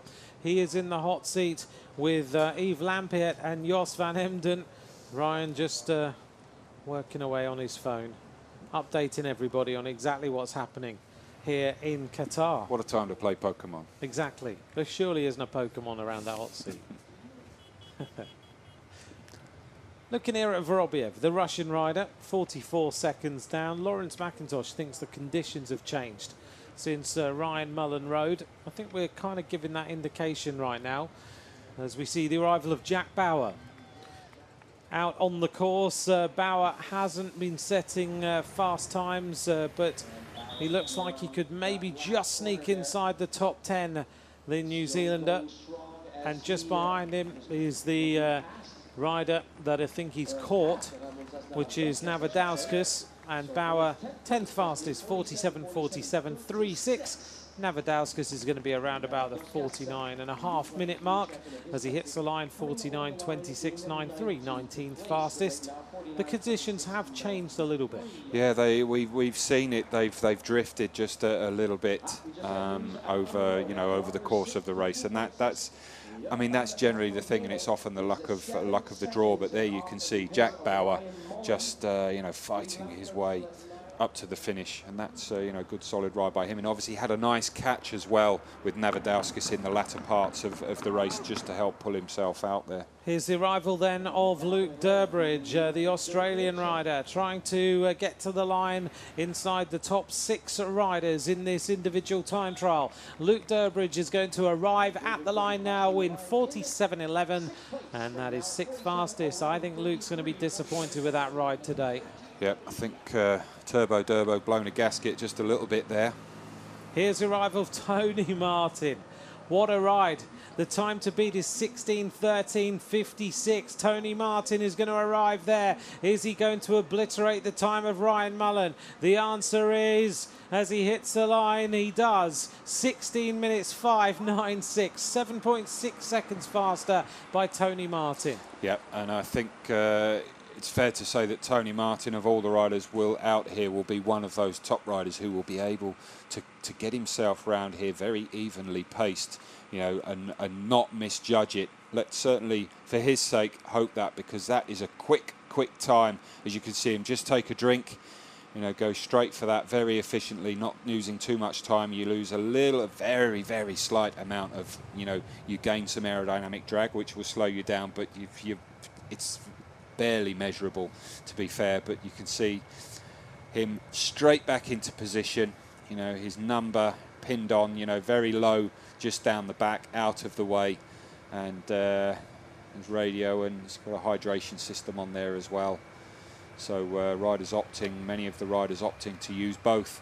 As we go to Rowan Dennis now. This is Rowan Dennis of Australia, the rider we talked about before, who had that disappointment of the Olympic Games. He's such a great bike rider, a good road rider, a great time trialist. Rowan Dennis now trying to get to that intermediate time split, and he's going to be in the ballpark, there's no doubt about that. The question is, can he hold the time against Tony Martin of Germany?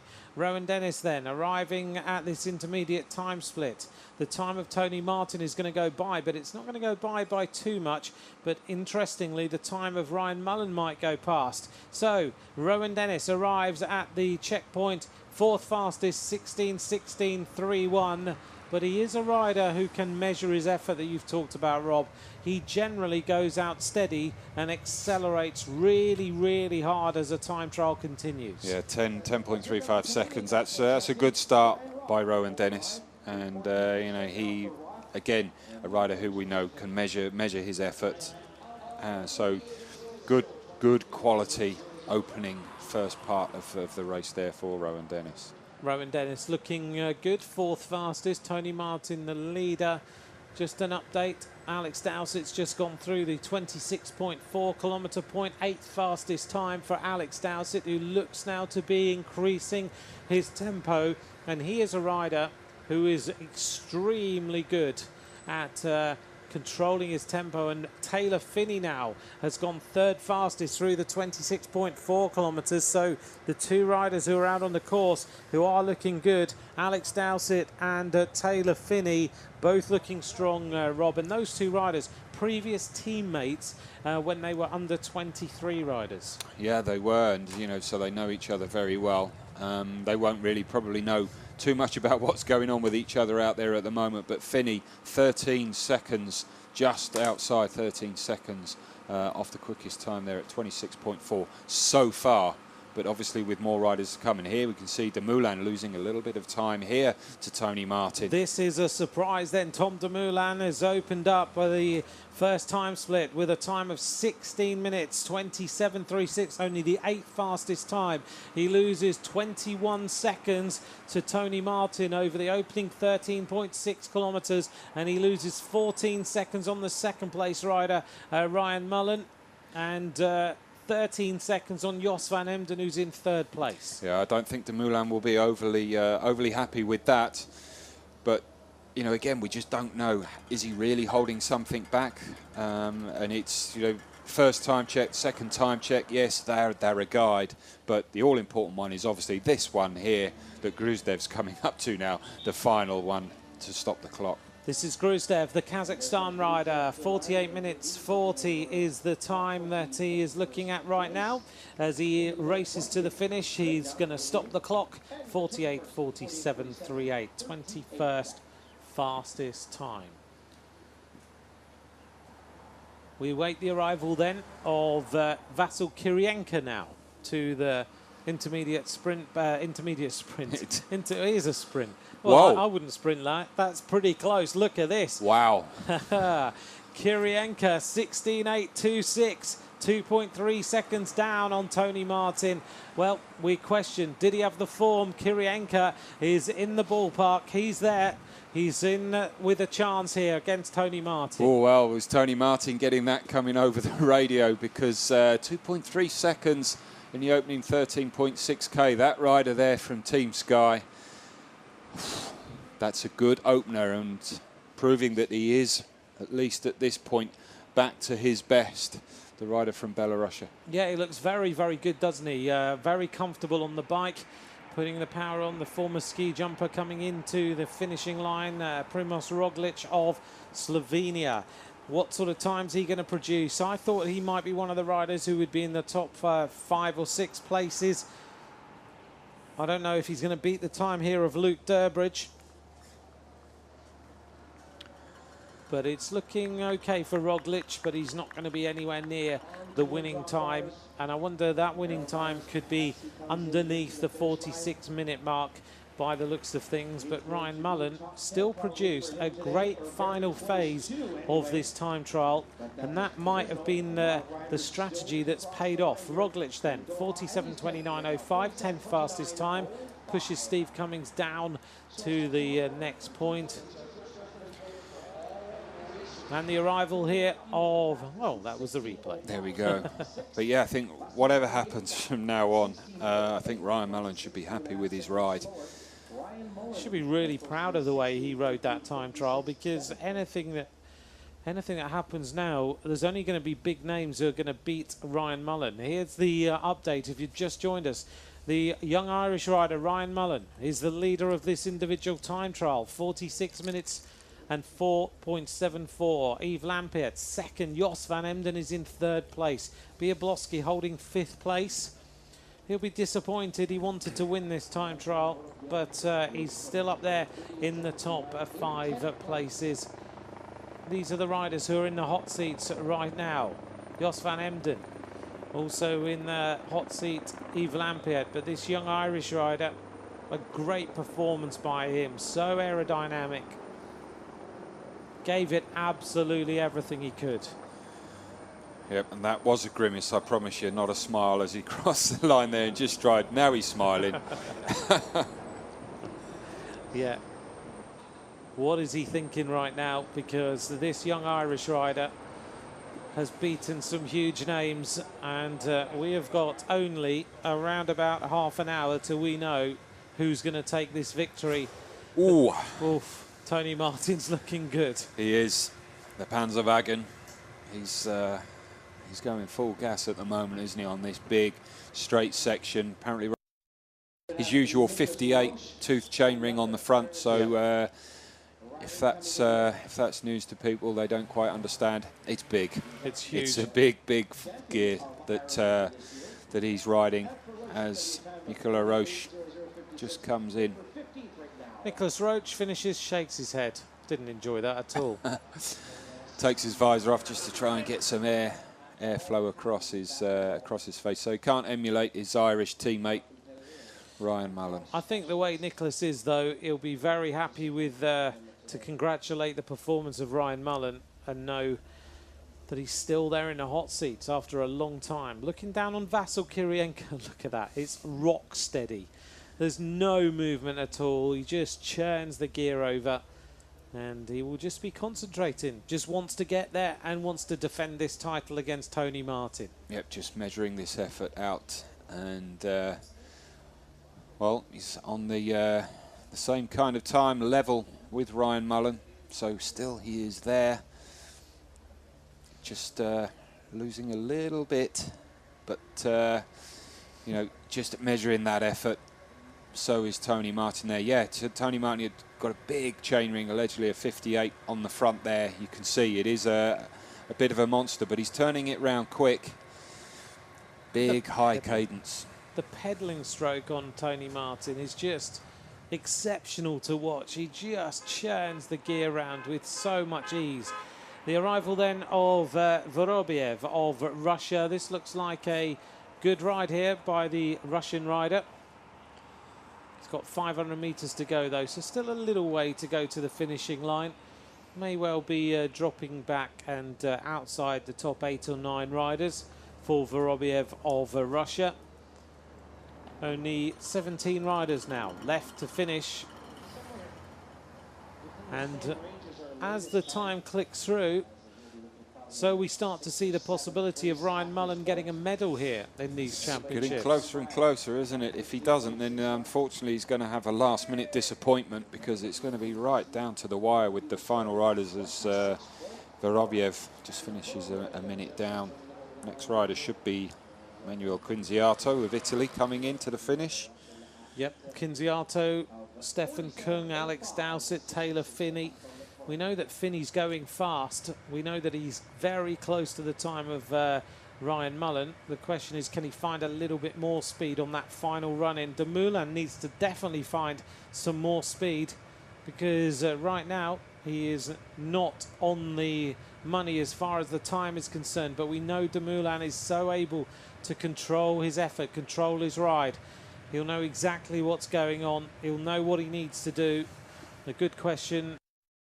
Twitter, if you do want to join us, at Ant McCrossan, at Rob Hales1, are the riders allowed to have earpieces to get updates on their performance? Unfortunately for some riders, yes, they are.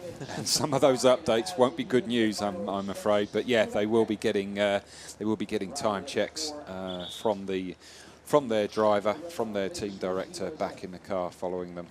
Daniel Turek of the Czech Republic, 27th fastest. The rider who's won a stage of the Tour of Azerbaijan completes the course, and the arrival now of Manuel Quinziato, a team time trial world champion, heading towards the finishing line now. Quinziato is going to be outside the top 7 riders. May well just be outside the time here of Luke Durbridge, and he needs to beat the time of Andre Grifko. Now to the conclusion of this ride. Quinziato, 10th fastest, 47.22.34. Now out on the course at 26.4 kilometers. A new 3rd fastest time by Matthew Bodnar of Poland. Bodnar goes through 12.66 seconds slower than the time of Jos van Emden and just behind the time of Ryan Mullen, but he's now the 3rd fastest rider on the course. Taylor Finney, the 4th fastest rider. As we see the arrival now of the Danish rider, Martin Masden, is about to finish, the time trial champion of Denmark, heading towards the conclusion of this time trial. And 2nd in the recent Duo Normand with his partner. So again, a rider who we know has got form. and looking to get himself right up there in certainly in a top 10. He'll be hopeful for that by the end of today. Well, Madston's looking good. He has not really figured out there on the course. We haven't seen his times, but he's now going to move himself right up on the leaderboard, and he's going to be 5th fastest. A great ride by Madston of Denmark to get there into the 5th fastest time. Yeah, really fighting his way up to the finish there, giving it absolutely everything. You know, it's measured all the way until the final couple of kilometres, and then it's just about hanging on to what you've got. Anything you've got left in the tank, you just really have to turn the screw and empty it, no holding back. If you run out of energy completely, then it's just literally is hanging on and just squeezing it out up those final few hundred metres. Jan Harms reminded me that Dennis also had a broken aero ski in the Olympics, but he had a bike change last year in the time trial, we remember. So he needs a little bit of luck today. Yeah, he's had a bit of a shocker the last couple of seasons. So yeah, he deserves a little bit of good luck. If he gets that, whether that's good enough, he certainly need the form and the power to carry him through. This is the arrival then of Stefan Kung of Switzerland. Stefan Kung of Switzerland heading towards the finishing line now. He's got this little uphill rise to do. Reto Hollenstein, his teammate, he's gone past that time. That's a little bit of a surprise. So it's thought that Stefan Kung might go a little bit faster, and certainly the faster of the two Swiss riders. But Stefan Kung lifting up the tempo now, racing to the conclusion of this individual time trial. And after this, we've only got 14 riders who are left to finish this time trial, and we'll decide where the rainbow bands are going to go. At the moment, it's Tony Martin who's setting the standard out on the course. Stefan Kung, 47 minutes 7, 47 minutes 8, 8th fastest time. We're hearing out on the course Tony Martin through the 26.4 kilometre split. Tony Martin is now the fastest rider. He goes through 36 seconds faster than Ryan Mullen. So Tony Martin, without doubt, is setting the standard for all these riders to try and beat. Certainly a decent chunk of time there, that advantage. As we go back to the current standings. And Ryan Mullen is the leader. Lampert is second. Jos van Emden is third. But we need to see now whether any riders are going to get anywhere close to the time of Ryan Mullen. I can see that Alex Dowsett's not far away, and he looks to be accelerating even more. We might see Alex Dowsett inside the top 6 riders here at the finishing line, judging by his performance. Rowan Dennis now setting himself up for this second time split, but Dennis also looks to not have the arrival then of Alex Dowsett. He's giving this as much throttle as he can. He's outside the time of Ryan Mullen. This has hurt him, but he could be inside the top 5 riders. Alex Dowsett of Great Britain is going to stop the clock now, and he does. 5th fastest time, 46.54.07 for Dowsett. Yeah, well, I think he should be fairly pleased with that ride. Just see him licking his lips out there, just trying to get some kind of moisture there. Commonwealth Games champion. Well, I know he feels like he could win the World Championship one day. Ryan Mullen still there. And it's still the Dutch rider, Jos van Emden, Yves Lampaert, Ryan Mullen. But we are seeing a little bit of a changing of things out on the course at 26.4 kilometres. De Moulin doesn't have the speed today so far, but don't take that as read, because Dowsett was way down and came faster and faster towards the finishing line. A very good effort by him. Tony Martin's the fastest rider on the course for Germany. Jos van Emden second fastest so far. Rowan Dennis now is starting to pick up the tempo, we hear. And Rowan Dennis goes 3rd fastest out on the course through the next intermediate time split. So the teams and the riders we're worrying about, Tony Martin, Rowan Dennis, and also Jonathan Castroviejo is a rider who could potentially move into the medals as well. So it's Dennis, Martin and Castroviejo, Rob, who are the fastest riders on the course so far. Yeah, Rowan Dennis, the Australian, has managed to nibble about 4 seconds back on the current leader at the finish, Ryan Mullen. So again, a rider who we know and expect to have paced it well and at the moment he's going good. As we go back now, 62 kilometers an hour for the rider from Belarus, defending champion Vasil Kirienka. He just sits there rock solid, doesn't he? Just doesn't move in the saddle, no rocking, no rolling, just sit there pushing those pedals round. It's the sort of style you want, isn't it? Just the ability to sit nice there and smooth and be going absolutely flat out, which is what he's doing. Yep, really going quick at the moment. Vasil Kirienka heading towards Rob Intermediate split number 2 now. So not far to go to the finishing line. This splits at 26.4. So you've got 13.6k to go to the finish. 21.8 seconds, 53.1 kilometers an hour average. That is big, but not quite as big as Tony Martin at the moment. No, Kirienka goes through that split then with a time of 29.49.09. The arrival of Taylor Phinney. He looks to be suffering a little bit now into the finishing line. He was looking fast, but he looks like he's fading away just a little. Taylor Phinney of America. The time to beat here was 46.04.74. He's not going to do that.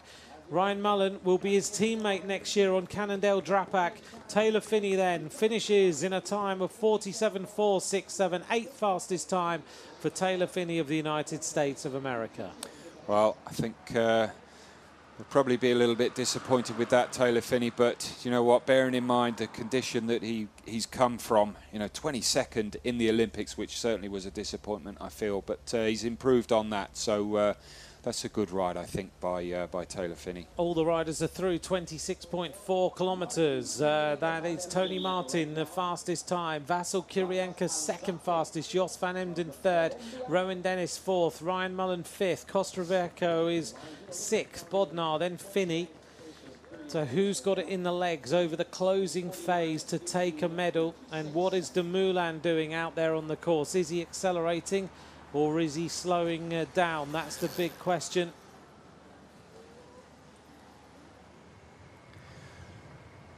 Back to Kirienka now. Took that bend very well. Didn't relinquish any of the force through the pedals. Just sat there nice and opening himself up here on a big straight section now. Tony Martin using that power that he's got to good effect. 51 kilometers an hour on there as it just starts to dip down. Can't let any concentration go now, can he?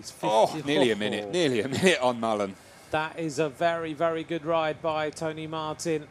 He's not letting the time of Mullen bother him. Look at that, he's just got faster. 20 seconds, 36, 46, 59. Oops, Marshall just walked across in front of him. So Kirienka is out on the course. Can he find a little bit more speed? He's 21 seconds down. He's working hard, isn't he? And he's 10 seconds faster than Ryan Mullen so far. The arrival here of Edvald Bosenhagen. The grimace on his face, I think, is telling a big story. Edvald Bosenhagen's not enjoyed this at all. No, he's really just trying to fight his way to this bend. It'll open up in a minute, the straight, and he'll see it and he'll know that his day is done. But really hasn't had a fantastic day out there, I don't think, Bosenhagen.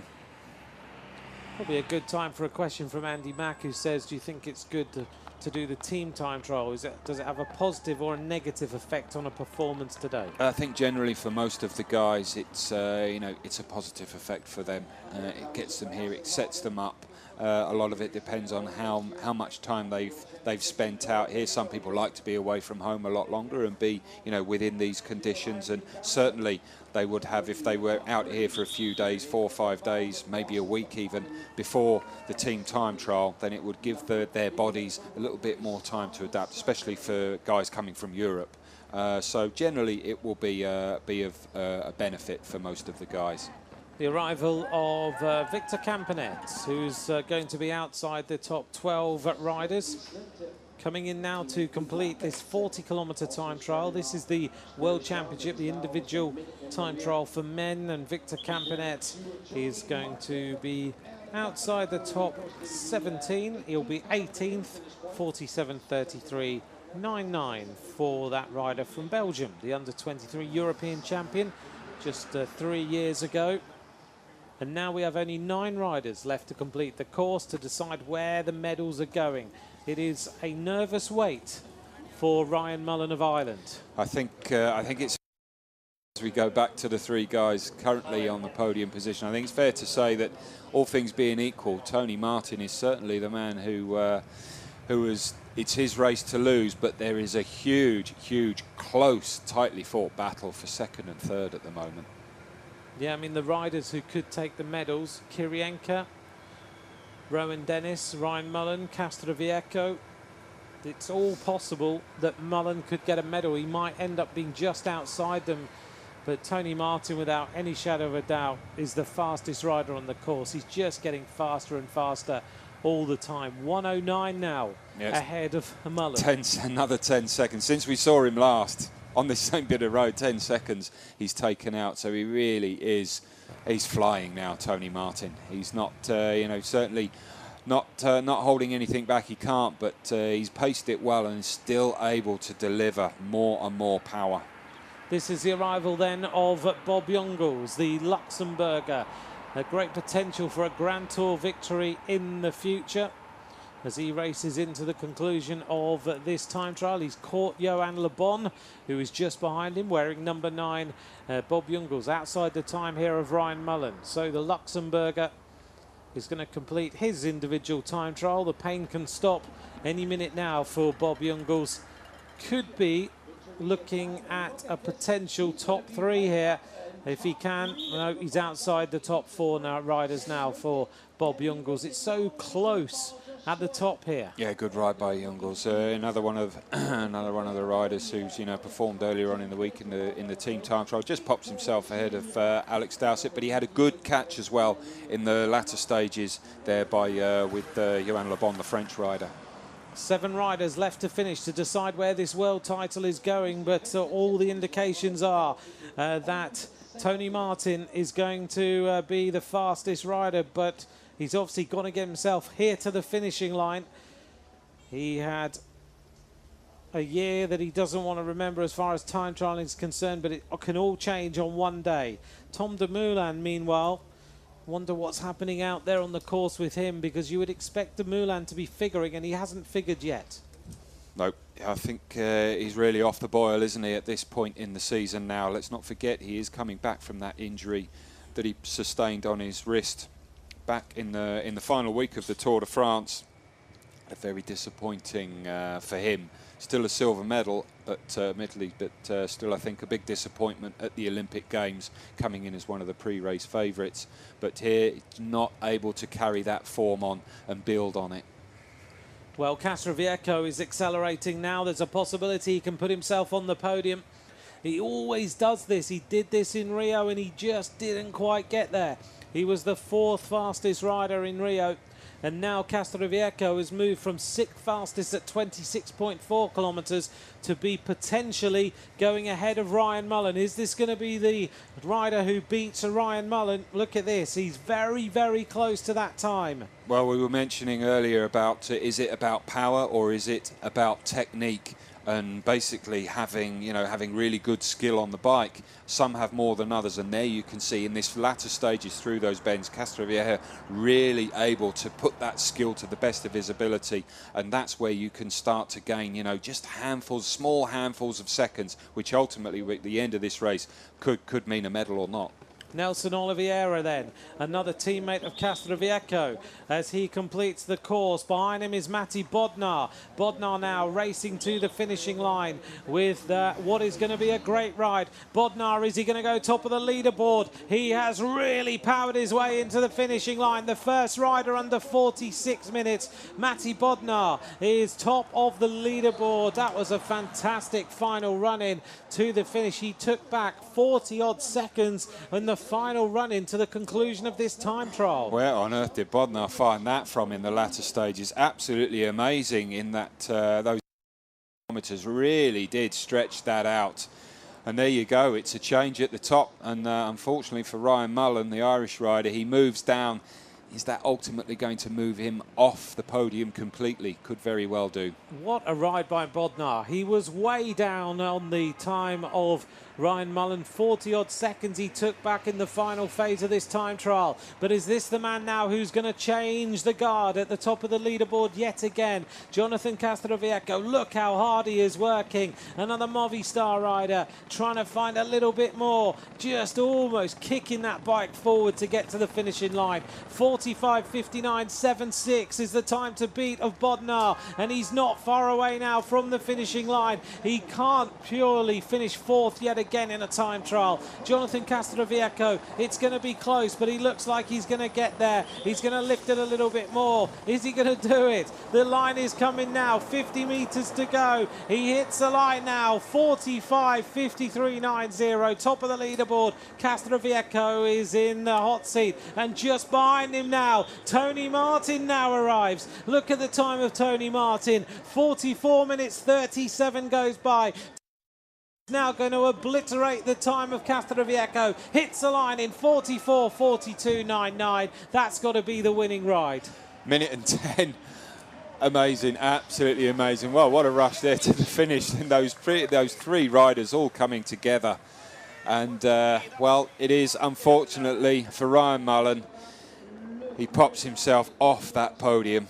Just with those three riders coming in together, suddenly we've gone from Ryan Mullen leading to Tony Martin in gold medal position. Castroviejo racing back to get the silver at the moment. Bodnar, but we still have Rowan Dennis, Tom Dumoulin, Kirienka to finish this time trial. Well, what a finish! What a change! And there you go. There you can see the faces, and well, that's it.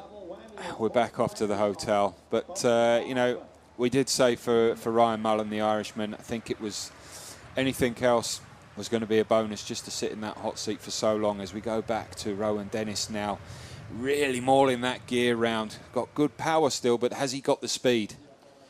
Well, this is the result of the finish line. So far, Tony Martin, Bodnar. Is that the winning ride? Tony Martin, 44.42.99. But you can't discount anyone because we've seen the acceleration of Bodnar, who brought back 40-odd seconds in that final phase of that time trial. And it's an exceptional ride by Bodnar. Bodnar pulled that out from nowhere, didn't he? Talk about rabbit out of the hat. I didn't see that coming. It wasn't expected at all. No, not at all. Right, we're back now with Rowan Dennis of Australia. Makes his way around these turns. Can he pull this one back? Rowan Dennis, who has been figuring, he was fourth fastest through the 26.4 kilometre point. 1 kilometre to go for Rowan Dennis. He's rocking and rolling all over the place.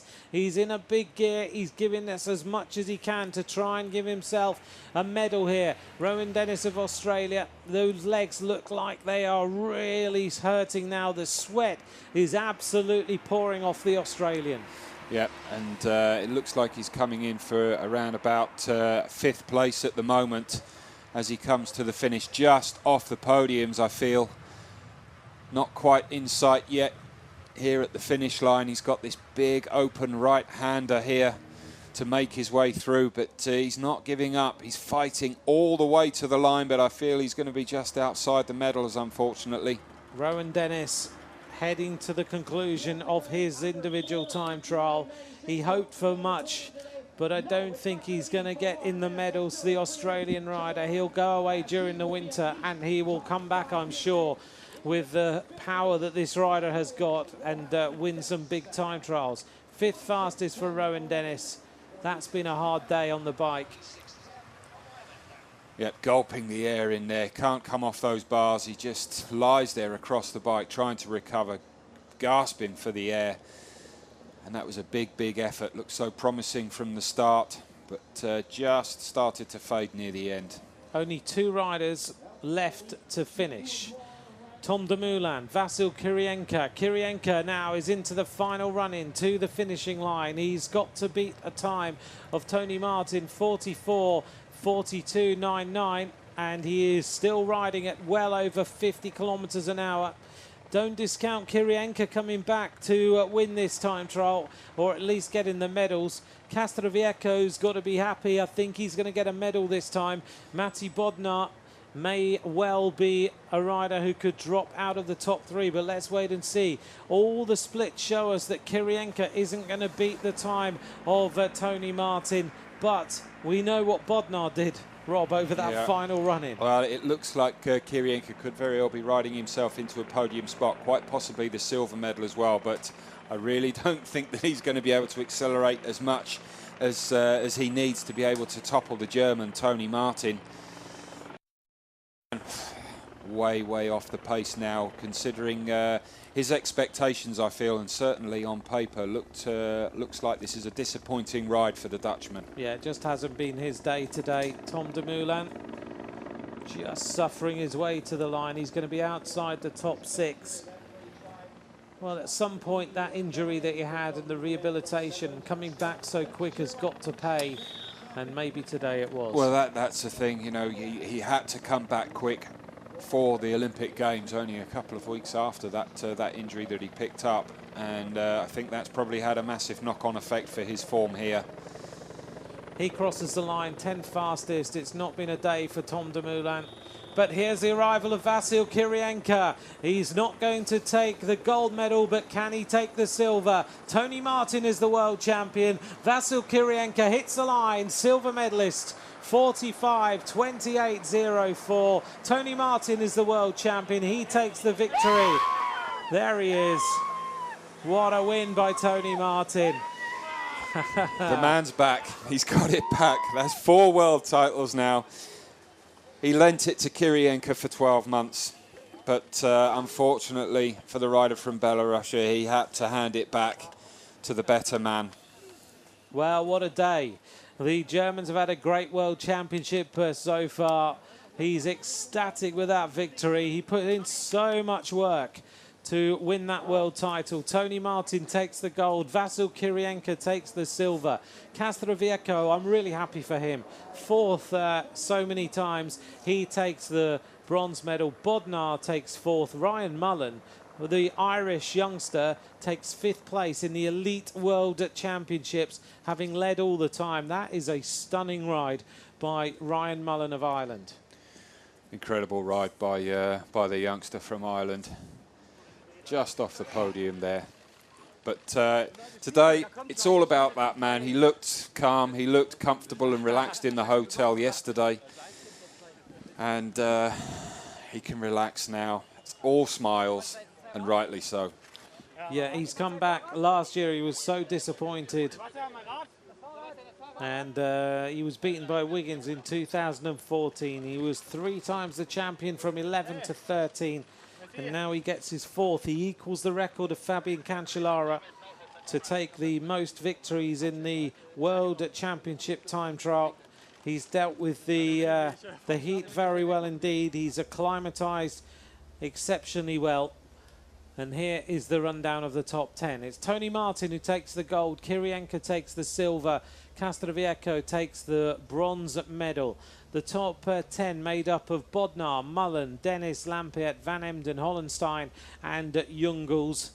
That's the top 10 of today. Dumoulin was 11th, Dowsett was 12th, Biablowski in 14th. There's where Finney finished, and Kung and Durbridge and Oliveira. But a fantastic performance by Tony Martin to take the title today.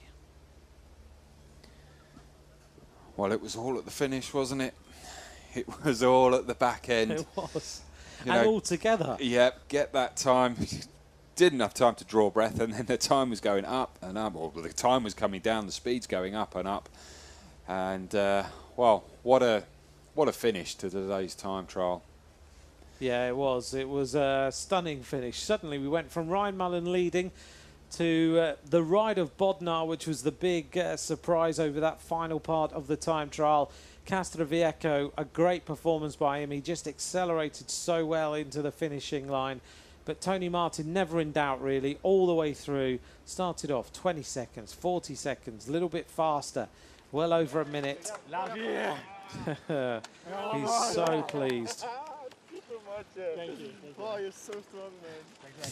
You're so strong, man. Yeah.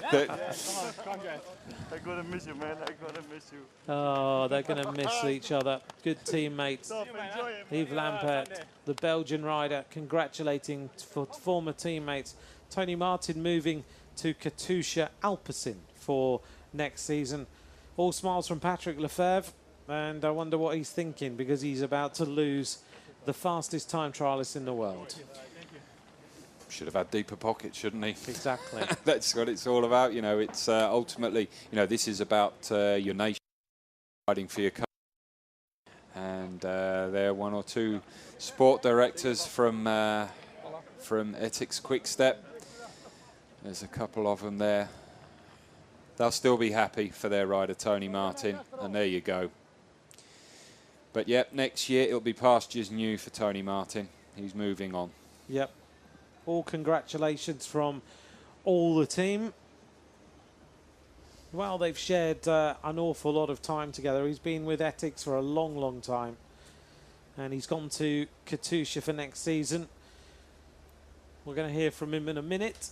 But Tony Martin is the world champion. Kirienka takes the silver. A great defence by Kirienka of today's time trial, having won it last year, beating Mallory and Coppell. Certainly beats his best time trial performance this year of third earlier on in the year. It does. Well, let's hear now from the new world champion. The perfect week for you, Tony Martin, the team time trial on Sunday, and now the individual time trial. What does this represent? It's a fourth championship crown. Yeah, it's amazing. I still can't believe it. I mean, everybody know that I hadn't got a good year so far until Sunday. So yeah, in my second last race this year, getting world champion is incredible, and that makes everything forgotten that happened in the year. It's amazing. I think it will be also giving me a lot of strength also for the next year. It was a perfect effort out there. You really were impressive. It's a course made for you, with the flats, the straights, the technical bends. Yeah, the course was really made for me. The only thing I was scared of was the heat, but I have to say I made a good preparation already at home. Then coming here, having also a really good week with the team. I get a lot of knowledge what I have to do also for today. I learned a lot from last Sunday. I was really also strong in the head. I mean, I was not the favorite. I had no pressure at the start. I just had fun on the road, I have to say, and then yeah, getting to know that I had from the start the best time. Yeah, just made my race perfect from the start, and I actually had a lot of morale until the finish. A fourth crown, as many crowns as Fabian Cancellara. That must mean a lot to you as well. Yeah, I always said I don't count the victories. I look forward from year to year. I want to be actually world champion every year. So for the moment, I'm so proud that I'm able to wear the world champion suit the whole next year. I mean, I missed it really a lot, and I'm just looking forward now to ride next year with the jersey. A word in German for the German fans. What does this title represent for you? Can you take us through your effort? Ja, dieser Titel heute macht wirklich die komplette Saison eigentlich, die bis jetzt noch nicht so gut gelaufen ist, vergessen. Jeder, der mich kennt, weiß, dass ich wirklich sehr hart für meine Erfolge arbeite. Und dann nagt das extrem an mir, wenn ich die Ziele, die ich mir setze, nicht erreichen kann. Und heute war definitiv auch ein großes Ziel, auch wenn ich das nicht vielleicht so kommuniziert habe. So wusste ich schon in meinem Inneren, dass ich heute wirklich Weltmeister werden könnte.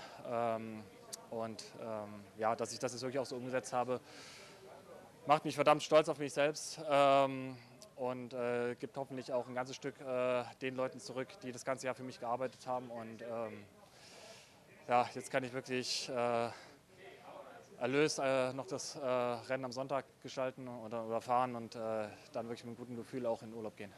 Dankeschön. Congratulations. Tony Martin, a great long interview there with him to find out exactly how today went. There wasn't any doubt all the way through. He just was in control. All the way from the start. He just see some some shots of him earlier on in the race. You know, again, he was on about the conditions. The sweat really was pouring off him, but as he said, he's prepared for this well. You know, he knew exactly what he was going to have to deal with. He has had a lackluster year in terms of time trialling. Obviously, he said he's missed that jersey, and rightly so. He's worn it 3 times before, so you know he will now be able to look down every time at his sleeve, at his jersey, before he goes into every time trial for the next 12 months at least. And see that reflection of the rainbow jersey again, which is a great morale boost. Yeah, it means a massive amount, doesn't it, for him to be able to have the rainbow jersey. He wants to wear it.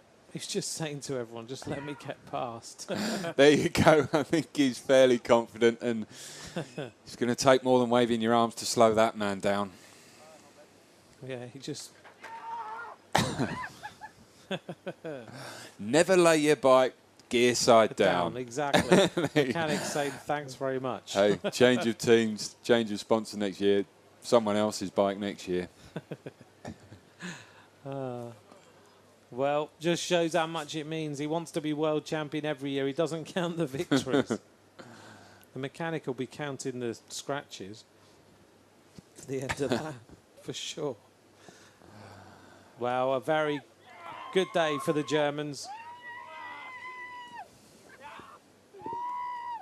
That meant everything to him. I think there might be a little celebration in our hotel this evening. Let's hope so. Yeah. I hope they keep the noise down. Yeah. I want an early night. You want an early night. Big day tomorrow again, so the racing doesn't stop, does it? It continues, but yeah, it'll be back on the road race Sunday for Tony Martin, but I'm sure there'll be a little bit of a celebration for him tonight. But he's got a big job to do come the weekend with 2 big riders for this course, with obviously Marcel Kittel and I think outright team leader Andre Greipel. But today, it's all about Tony Martin. Exactly. The German team got so many sprinters here. We'll see how they do. He'll just recover and he'll get ready.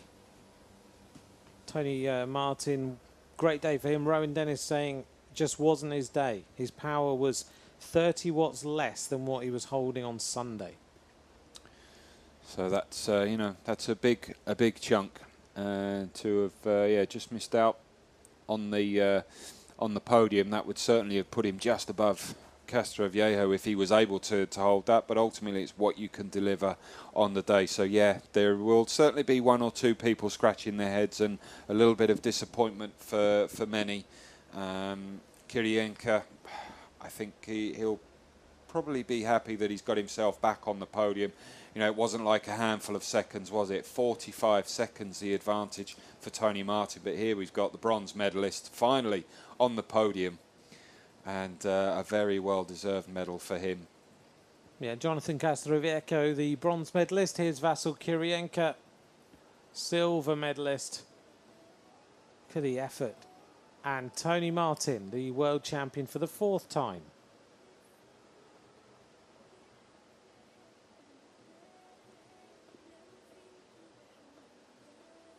He even stopped his computer. Making his way now to the podium. Congratulated by Eddie Merckx.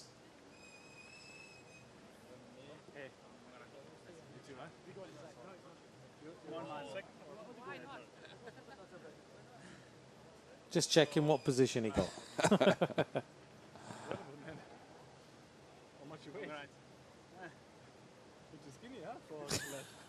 Too skinny for it.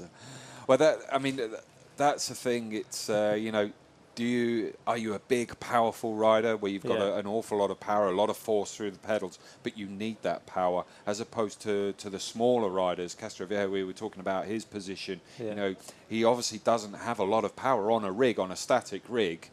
He would probably struggle to make the top 20, 30 in terms of power output compared to a lot of these guys. Yeah. but very, very efficient going through the air. Tony Martin, you're too skinny. Well, it makes it makes a big difference there, as you can see. Kirienka, I think he's smiling, he's happy, I think, with his medal. Exactly. But yeah, I through all the wind tunnel testing that I did with the British squad, and I continued that after I retired, and I actually lost weight after I retired. Probably one of the more fortunate X bike riders, and the irony being that actually I was more aerodynamic a year after I'd retired than I was, because I'd lost about 2 millimeters of my overall 2 millimeters in terms of the overall kind of skin folds, right, which meant that my drag went down. I said to them, well, it's just a shame I've lost probably 70% of my engine. Yeah, so exactly. and that's the thing. It's the balance between power output and aerodynamic efficiency, and you can see the difference, complete difference in pretty much all three of those riders with styles and body shapes. Tony Martin being congratulated as he makes his way out to the podium to get the world title.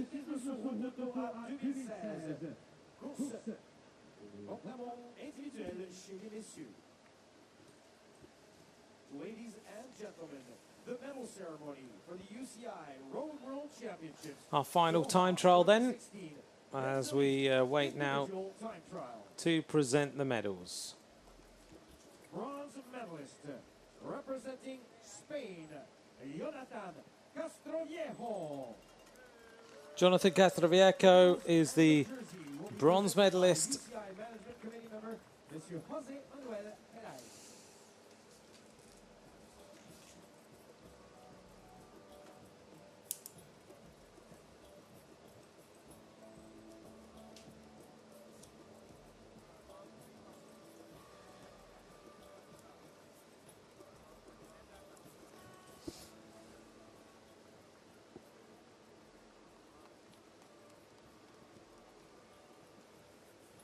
Really pleased for Jonathan Castroviejo today. I didn't want him to finish fourth yet again. Not again. Representing Belarus, Vasil Kirienka. Well, if the form book's anything to go by, then it's about right. The three podium positions taken up all within the final 5 riders to go on today's stage, which really did bring the final few minutes of today's race. Certainly made it exciting. It did. It changed it totally in the last few minutes. So the silver medal goes to Vasil Kirienka. Representing Deutschland, Germany, Tony Martin. Tony Martin, world champion.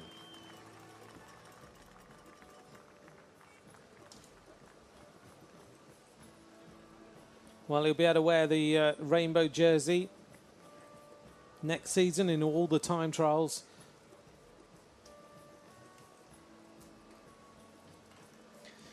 That's what it's about. That's what this week's all about. It's riders getting those jerseys. Such a proud moment for any rider to pull that on. Huge prize in the in the cycling world, and it's one of the things that I really like about cycling as well. Yes, you get your medal, and your medal they go in the drawer, in your medal table, in your medal cabinet, wherever, when you've got them all and you retire. But it's the jersey is something very special for cycling, and it's I don't think it's done in any other sport. It's all about the medal in them. It is.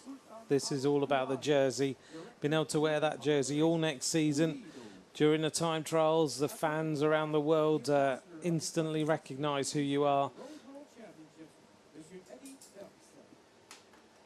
And it's taken him 3 years to get it back.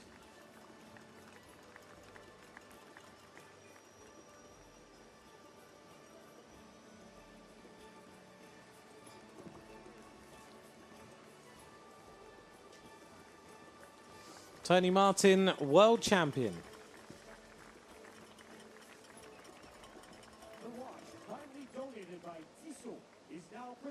Well, that's 2 races, 2 titles for Tony Martin. so far. Not a bad strike rate. No, it's all right. He's doing well. You never know, he might chin off in the final 30k on Sunday and win. Have another go. Yeah, exactly. Tell you what, they won't give him they won't give him an inch if he does. Exactly. I think it's fair to say he'll be under stricter orders than that by the team, but who knows, if the wind does get up, he'll certainly be one of those riders who will be at the forefront and able to do an awful lot of damage. Yeah, for sure. We wait now for the national anthem of Germany. And now, ladies and gentlemen, in honor of our world champion, let's hear the national anthem of Germany.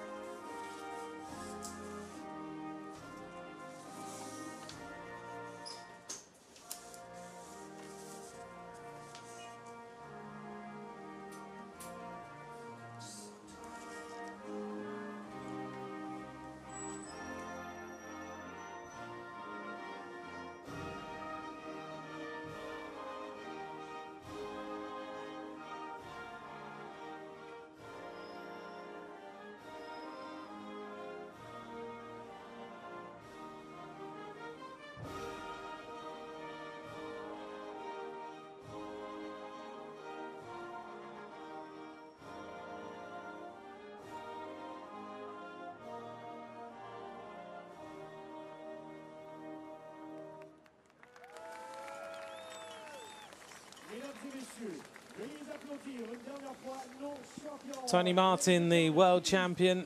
Vasyl Kirienka takes the silver medal. Jonathan Castroviejo takes the bronze medal today. The rainbow bands will be worn across the world. Well, it's official. Tony Martin is officially quicker than Team Astana. Is he? And only 11 seconds, sorry, and only 9 seconds slower than Team Katusha from the team time trial on this same course. Wow. He would have got himself a top 10 in the team time trial. On his own. On his Todd. Good lad. Well done. An amazing performance by Tony Martin today. All the photographers will get their photos now, and we're going to turn our attention to some road racing, Rob. Oh, yes. Let's bring it on. Let's hope everybody gets themselves through this course, because it's a lot of it is based on this course, a bit of open road out there, and then this final loop that we've seen. So some bends, very technical, and it's going to take, if the Germans want to take the victory with either Andre Greipel or Marcel Kittel, they will certainly be wanting this man here in the centre there, Tony Martin, to shepherd them through in the final few kilometres on the run-in. It really is going to be some exciting racing, and well, it all starts tomorrow, doesn't it, with the youngsters, with the under-23s. It does. The first road race is tomorrow, the under-23 road race. I'm sure we're going to see some great racing in that. So we wait for the riders to make their way off the podium. Tomorrow's race, 165 kilometres, Rob. 10 laps of the circuit, which is really technical. Very technical. You know, for a time trial, it's, you know, as we've seen, it's based on this loop that the guys did, but we've seen the entirety of the loop on a couple of occasions in previous days. So 10 laps of that in a peloton. It's going to be a big day. It is. Good luck. Well, he's going to sign now the rainbow jerseys. Big one. Big signature. Here we go. He definitely signed a big signature on that jersey. Tony Martin making his way off now to do the various interviews, all the press that he has to do. So fast on the road, Tony Martin. Lots of selfies. What a day of time trialing. Tony Martin, 3 years later, takes the jersey to take his 4th title. Kirienka takes the silver. Castroviejo takes the bronze. From Rob Hales and myself, Anthony McCrossan, thank you very much for watching. Join us for road racing next time. Goodbye for now.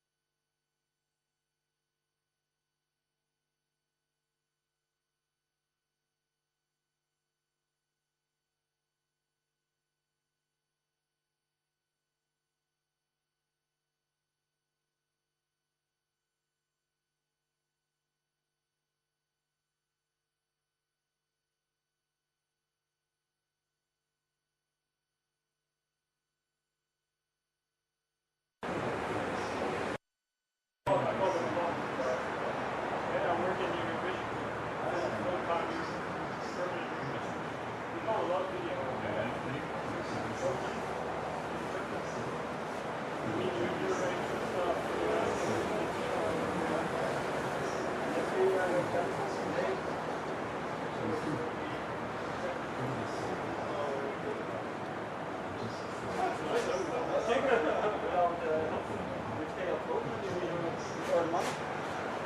would have been ready to go. That's fine. You're blocking your full day. And you don't take any other jobs now. You could.